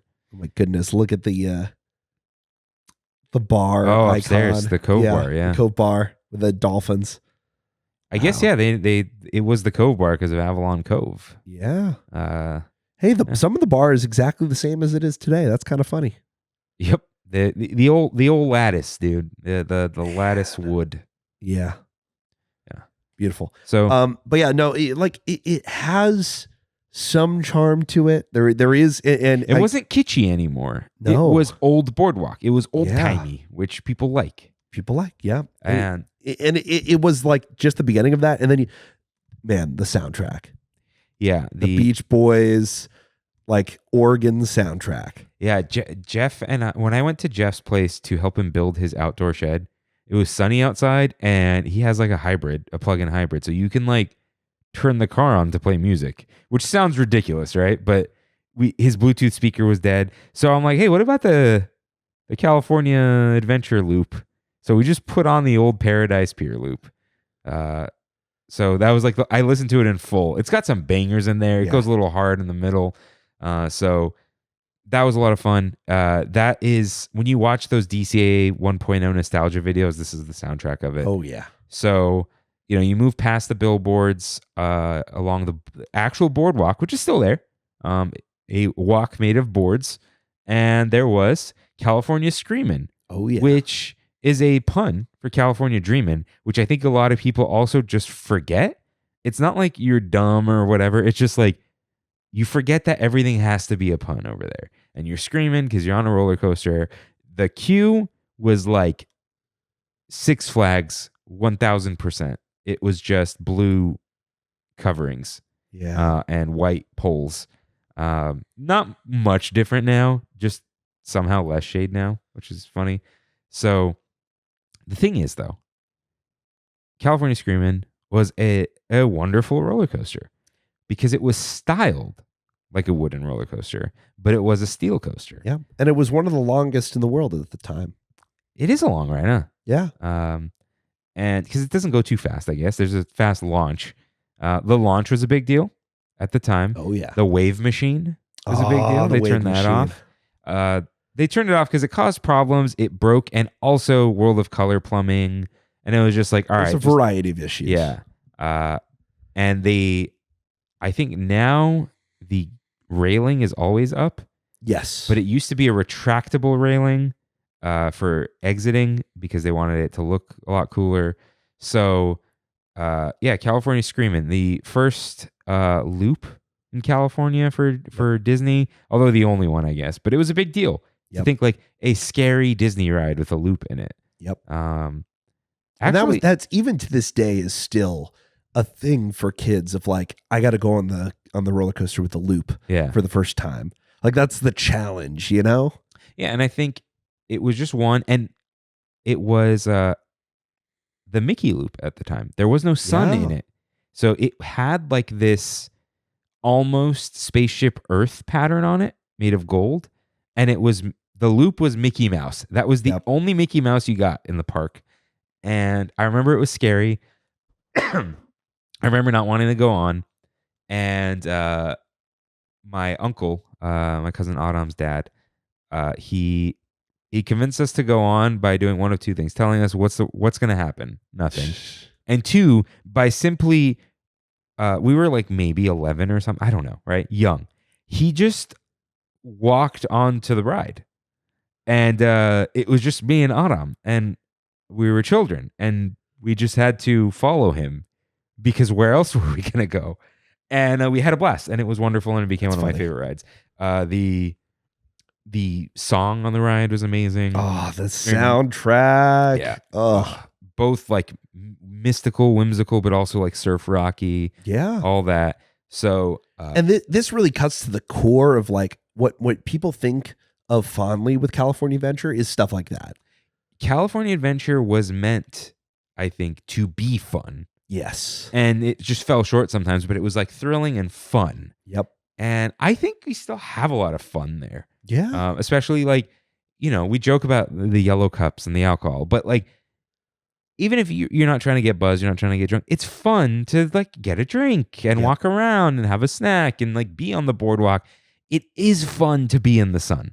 There's some appeal to me, and especially as a local, that there is some success eventually, not in what their intention was with tourists, but with locals, with the idea of a place that you go to just have some fun. Yeah. When I want to go and I want to be entertained and I want to be nostalgic, I go to Disneyland. When I want to have fun with friends, I go to California Adventure. And it still works that way. Like that is the success of it in certain ways. Yeah. And we're not even close to talking about the identity crisis. So, no, not yet. Yeah. It was just fun, like flatland theme park. Yeah. The theme was California, which is just I remember talking to my uncle who was there when it opened, and he remembers like going there on like a company, like they all like took the day off and they all went as a like company bonding experience, and there was like it was empty and we just rode California Screaming like 8 times. It was like, was it fun? It was like, yep, it was fun. Like, but that's kind of like at its best, that's what it was.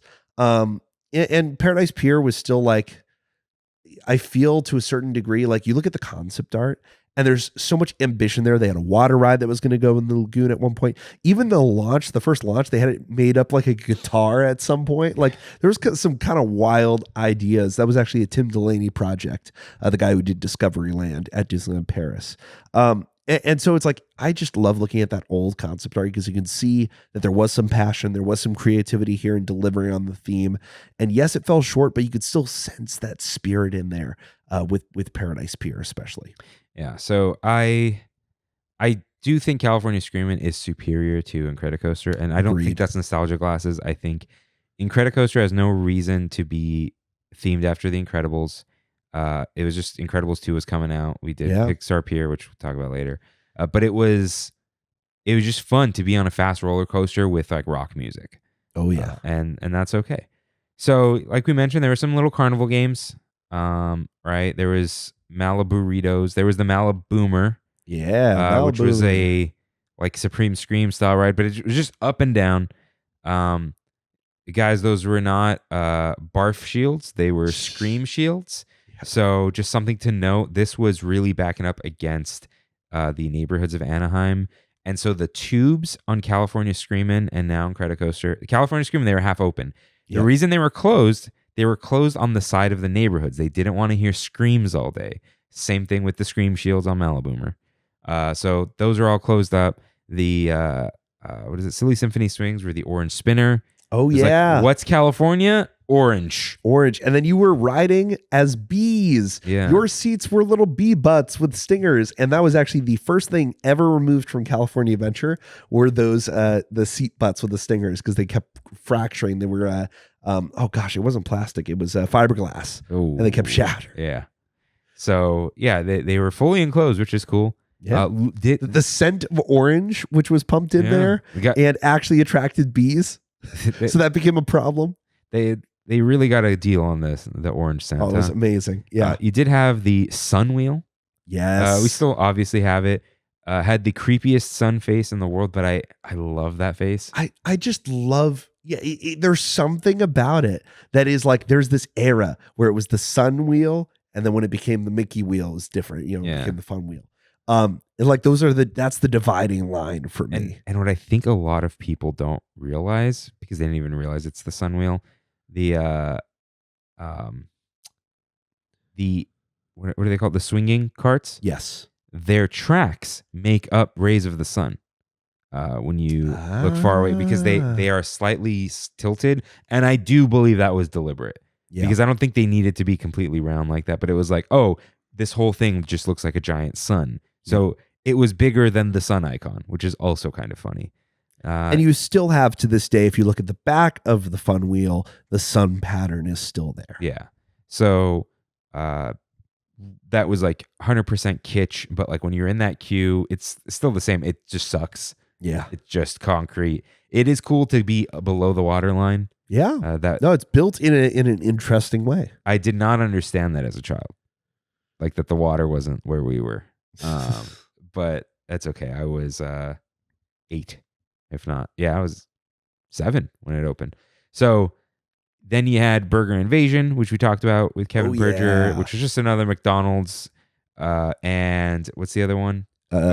Pizza Umau Wow. Pizza Umau Wow. So if you would like to hear the host of Defunctland sing Pizza Umau Wow, like that one song, go listen. He just sings it. He just starts singing. It's amazing. I love it. That episode was so good. And as Freddie pointed out in a later, you're right, in our Discord, that this was like, along with the sunglasses, the dinosaur, It was like the Route 66 California roadside. Yeah, it was very mixed land, and then you have Mulholland Madness, which is of course like Hollywood. Like, so it was weird because it was mixed thematically, but it was very much, this is supposed to be the Route 66 roadside resort type of a thing. The craziest thing about Mulholland Madness is it's not only Californian, it's not only Southern Californian. It is like you live in Hollywood or Los Angeles, which Hollywood is Los Angeles, for those who don't know, and you go driving at night on a windy back road. Which I did with Jeff once, which was actually crazy. That was actually more thrilling than the ride was. Yeah. And I got to give a shout out to the San Gabriel Valley. We have our own Mulholland Drive, and it's Turnbull Canyon. And it's the same thing. It's just a windy canyon road where kids go too fast and possibly roll off the side of the hill in their cars. And that's why that ride is so scary. Yep. And it's just Goofy Sky School now. So, you had that whole little SS Rustworthy shout out. A children's play area with water, with like surfboards that had water on the bottom. Oh, yeah. And all that. Can't leave out the breakdancers at Paradise Gardens Park. Oh, gosh. I have a video of them. Wow. I gotta find that in my mom has it all in Google Photos.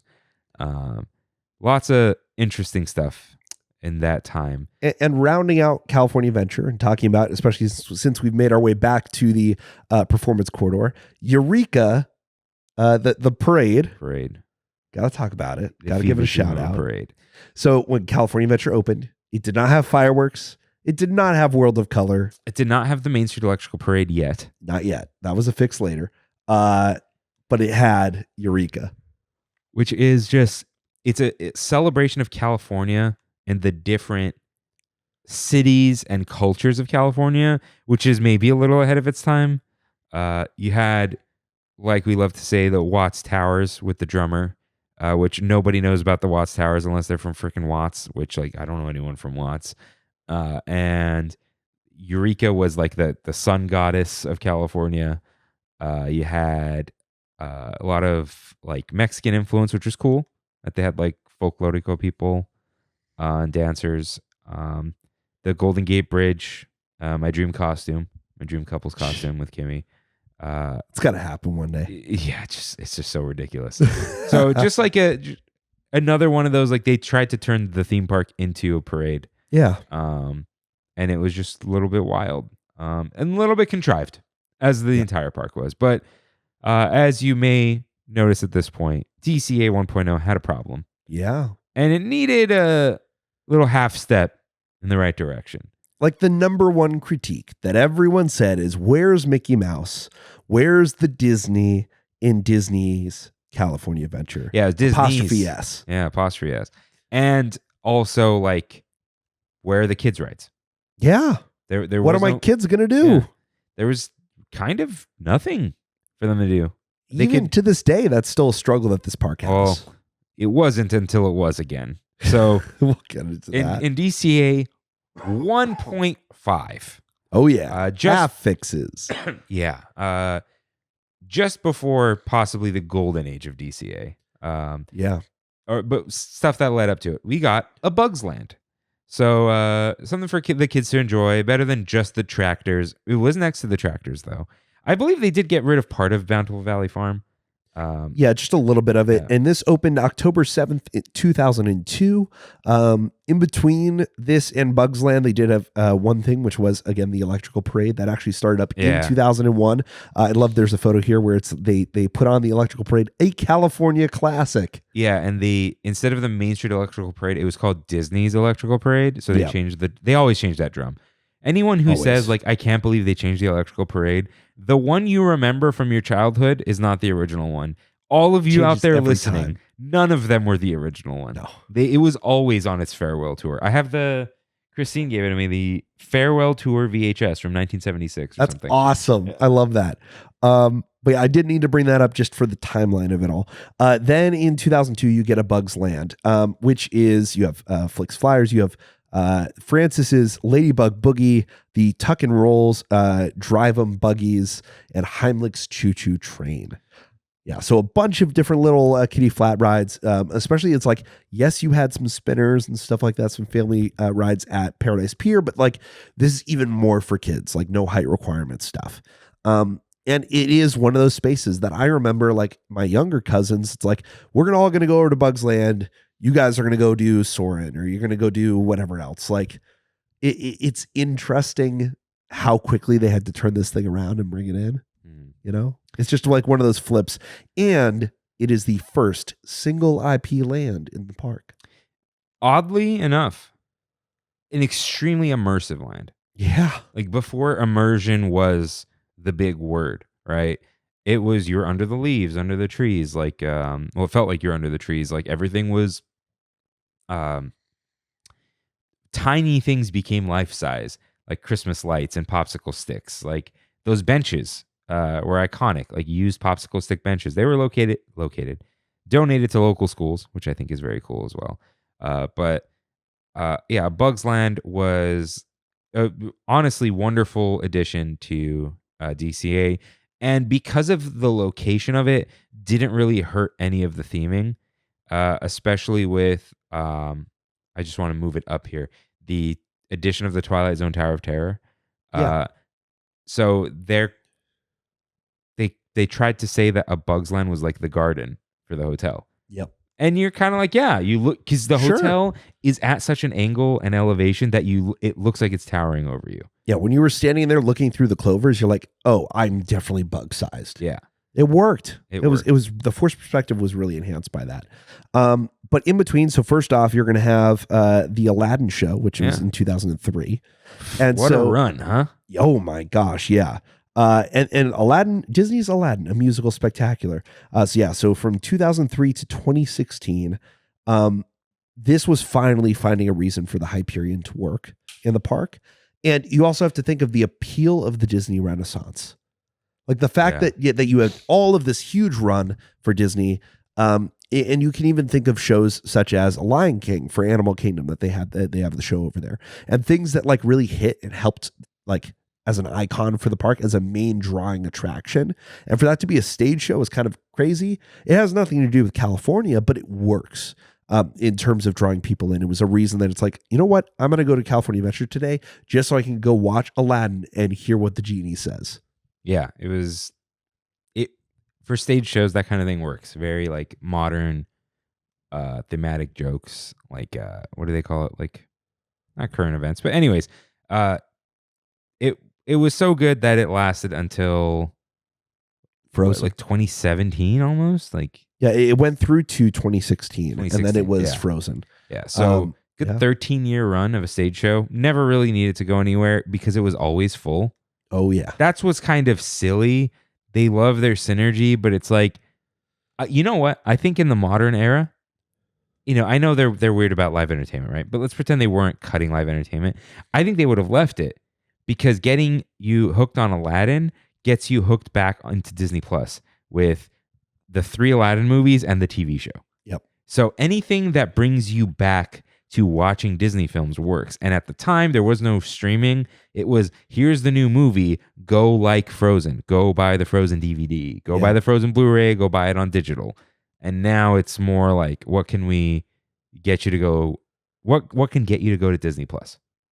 That's where it all kind of leads back to. But again, another thing for California Adventure to have Disney IP in it, which is a huge part of it. And so that's 2003, 2004, the big hitter, which is Twilight Zone Tower of Terror. So it was already a success over in Hollywood Studios in Florida. They look at California Adventure and they're like, it needs more thrill rides. At the time, they actually had a whole plan to put this back behind at Disneyland as Geyser Mountain in Frontierland as another thrill ride at Disneyland. This is the whole like, we just opened California Adventure, we need something over at Disneyland. Oh no, we need something over here at California Adventure because it didn't hit. And Twilight Zone really becomes this huge icon, like a new draw for California Adventure. It's such a big deal that the Rose Parade, they have this amazing huge float that is like it's kind of crazy, just with the roller coaster and stuff in the background. That photos, we'll definitely post that. But it was like this new thing, and you could see it from Condor Flats. It drew you in. It was terrifying as a kid because you're like, that's the next thrilling thing I got to conquer. But like it had that vibe, it had that feel, and it really made Hollywoodland actually feel like something worth going to. Yeah, it was a huge draw. I think it was a big turning point for DCA. It's a scaled back version of the one in Florida, but it still felt like one of the first high quality things at DCA. Very much because it was an indoor ride, right, which was rare at the time. I know we had Soarin', but like this was an indoor ride, highly themed, inside and out, immersive queue, an IP where if you're into the Twilight Zone, you're older, it appeals to you. If you're into that one movie that Disney had was it a Disney Channel movie or was it just a Disney movie? I think it was Disney Channel. Yeah. That appealed to you. Or you just knew what the Twilight Zone was. You knew what it was to be creepy. You knew what a Hollywood hotel looked like. You're into Art Deco. It was beautiful. Amazing addition. Fit perfectly into the park. And the identity of California. Yeah. Like you're tying it in. It worked in every aspect. So there's Twilight Zone, Tower of Terror. Just love it so much. Yeah. Miss it dearly. Glad it's still open in Florida. And it was really dumb that like people really tried to attribute it closing and turning into Guardians to the license expiring. Yeah. But Disney renewed the license everywhere else. So there's no way it cost that much. No, there was a direct choice in doing that. The choice was we are going to put the Guardians of the Galaxy in here. Guardians is the next big IP for us. We're going to do it. And it is a success. Absolutely is. And that's a whole nother conversation we're going to have in the series when we get to it. But for now, there's Twilight Zone. Then after that, so 2004, that's that. Then Monsters, Inc. opens up in 2006. Superstar Limo closed all the way back in 2020 or 2002. Like, so you're thinking that this thing is closed even before they started turning into Monsters Inc. They were just like, the park is better having one less ride. Yeah, it was. I don't really understand because I get that there's maintenance, right? But you can always just have extended slow maintenance when there's nothing else for the maintenance guys to do, right? So the ride has like 4 operators, you know, and I'm sure people would have gone on it. It was just like, but so poorly received. Did they just think it was a stain on them? It made the park look worse. It made Disney look worse, and it made guests more upset than anything else. I waited in line for this. What a waste of my time. A waste of my ticket price. I saw something that like only 21% of guests who rode and were polled expressed satisfaction with the ride. That's so bad. So that means that's so bad. 79% of people who rode the ride said, I don't like this ride. Yep. Which is bad because I don't think, people talk trash about like Buzz Lightyear or Small World. They don't get off saying, I don't like this ride or that ride wasted my time. Yeah. They just go, I'll go on it when I can walk on it. Yeah. But it seems like, people did not care to even walk onto Superstar Limo. Yeah. Where it closed January 11, 2002, opened less than a year. And then 4 full years later, they opened Monsters, Inc. Mike and Sully to the Rescue. Which, once again, another Pixar property added to the park, which is a trend. But also, you're thinking of like, you're adding something that is it's an immersive dark ride. It's something that the park doesn't have. And even to this day, having an indoor ride is something that is very like non-existent at California Adventure. And so that was also another thing that was just like, oh, cool, something to do when it rains, even though that's so rare in the state. But it's like, you think rain, the whole park shuts down. There's nothing that's running. And so having a ride that works is good for them. And it was a movie that was a success and still to this day has remained a popular attraction, which is crazy that Mike and Sully to the Rescue still can hold an hour wait. Yeah. And it's supposedly going to close soon. Like literally this spring. It went from like early 2026, spring 2026, but it doesn't have a closing date. Not yet. They're not sure yet. And we'll talk about that 2 episodes from now. Yeah. But more IP into DCA 1.5, just to kind of, at this point, it's like, all right, let's start like filling in the gaps, rounding it out before we kind of leave it for a bit. And you're thinking that this is right after Iger has come in. And so Bob Iger arrives on the scene.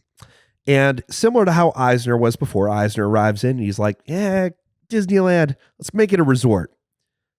And the success just wasn't there. It didn't line up. It wasn't what they wanted. Bob Iger comes in, and we're going to talk about this a little bit more in the next episode. But the very beginning is like, hey, what's working right now? Okay, Pixar. I'm going to buy Pixar. I'm going to fix that deal. And immediately, how do we integrate this into the parks? So this is the new hotness right here in the early 2000s. How do we get this to our customers as quickly as possible? So the purchase was announced after January 2006 and was completed May 2006. So they were already working with them so closely. They were probably talking about it for a while at this point. Yeah. Well, and then you also have the submarine voyage that opens up a year later, and looking at it, Toy Story Midway Mania, which we're about to get to, which opened up in 2008. This was a project that was already underway, and it was going to be Mickey's Midway Mania at Paradise Pier. And so it was originally going to be the first Mickey and Pals attraction. It was kind of still going to fit in that old-timey pier feel. But then it became Toy Story Midway Mania, which was a huge deal at California Adventure. I remember when that opened up as a kid and waiting like 2.5 hours for that. Yeah, and it still gets a really long way. It makes a ton of sense. Yeah, as a Toy Story ride. It really combines the Midway. Midway is like an open arcade kind of type thing. Yeah, at a pier, and it combines that with the fact that you're playing games. Games usually involve toys, and the toys are just playing with toys, and it just works.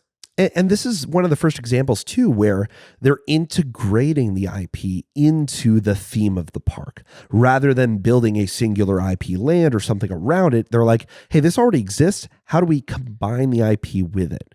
And so Toy Story Midway Mania is happening at the same time at Imagineering. They were looking at ways to revitalize Paradise Pier as a whole. Later on, they would have the idea of even putting in a Disney villains overlay to the whole pier itself. Crazy. Which is just a wild concept. And this is like during Toy Story happening. So like that would have been really thematically weird. But like finding ways of integrating California Adventure is already the theme. It's still the park's theme. How do we bring this in? How do we tie it in? How do we give people what they want, but also have some semblance of it? That thematic consistency still was important at the time, right before we get to the full revitalization of California Adventure, which is going to be our next episode. Yes. So is that our Eureka topic of the week? That's our Eureka topic of the week. So if this is your final stop, thanks for traveling with us today. And if not, it's time for We Have It So Good, where we and the Tram Fam talk about what makes our Disney trips so special. Send us your highlight of the trip, something new you tried, or a food review on trammin.com/ask. So I will read our one write-in because we haven't really been in the parks because it's been blocked and crazy. JD writes in, by the way, JD and Jessica, we got your Christmas card. I kept meaning to open it on the show. I did open it eventually. So thank you for that. Merry Christmas. So JD writes, Happy New Year, Tram Fam. Hope you all had a Merry Christmas. I'm a bit tardy on this write-in from Thanksgiving. Life's been going by fast through the holidays. We spent this Thanksgiving in Tennessee exploring the Smoky Mountains. Started off in Nashville, caught a couple hockey games, and took in all the music history and some great Southern food. Off to Pigeon Forge and Dollywood. We were very impressed with the resorts and the park. Everything was decked out in holiday lights and decorations. Tons of live performances here, including holiday shows that were very enjoyable. They have a tasting pass that is similar to Festival Holidays with great food, but no alcohol in the park. No alcohol is probably a good thing because some of the rides here are intense. Great coasters and even a dark indoor coaster ride that is reminiscent of the Mine Train ride at Knott's. Overall, the park is beautiful and really leans into the mountain setting. Highly recommend taking a trip and checking out the Bizarro trams in the parking lots. Oh, and the cinnamon bread is as good as you've heard. Oh, yes. Another bonus of visiting Tennessee is visiting Buc-ee's. Truly an American experience as the convenience store that has it all. If you're ever traveling and see the Smiling Beaver, be sure to stop in for a brisket sandwich. Cheers to 2026. Cheers. Cheers, man. Happy New Year, everyone. Oh, yeah. Yeah, glad I don't have to go to Texas for Buc-ee's. So, yeah, maybe someday. Yeah, the Buc-ee's stop is right outside of Pigeon Forge. It's perfect. Like you can go to Pigeon Forge as like a destination and just like, yeah, I'll go spend 2 days at Dollywood, which I would recommend because like there's enough rides. There's enough like they're amazing coasters. After the third roller coaster, I was like, that's intense enough. I have an ocular migraine. I'm done for today. So like I would actually spend 2 days and really enjoy it. Go experience all the food.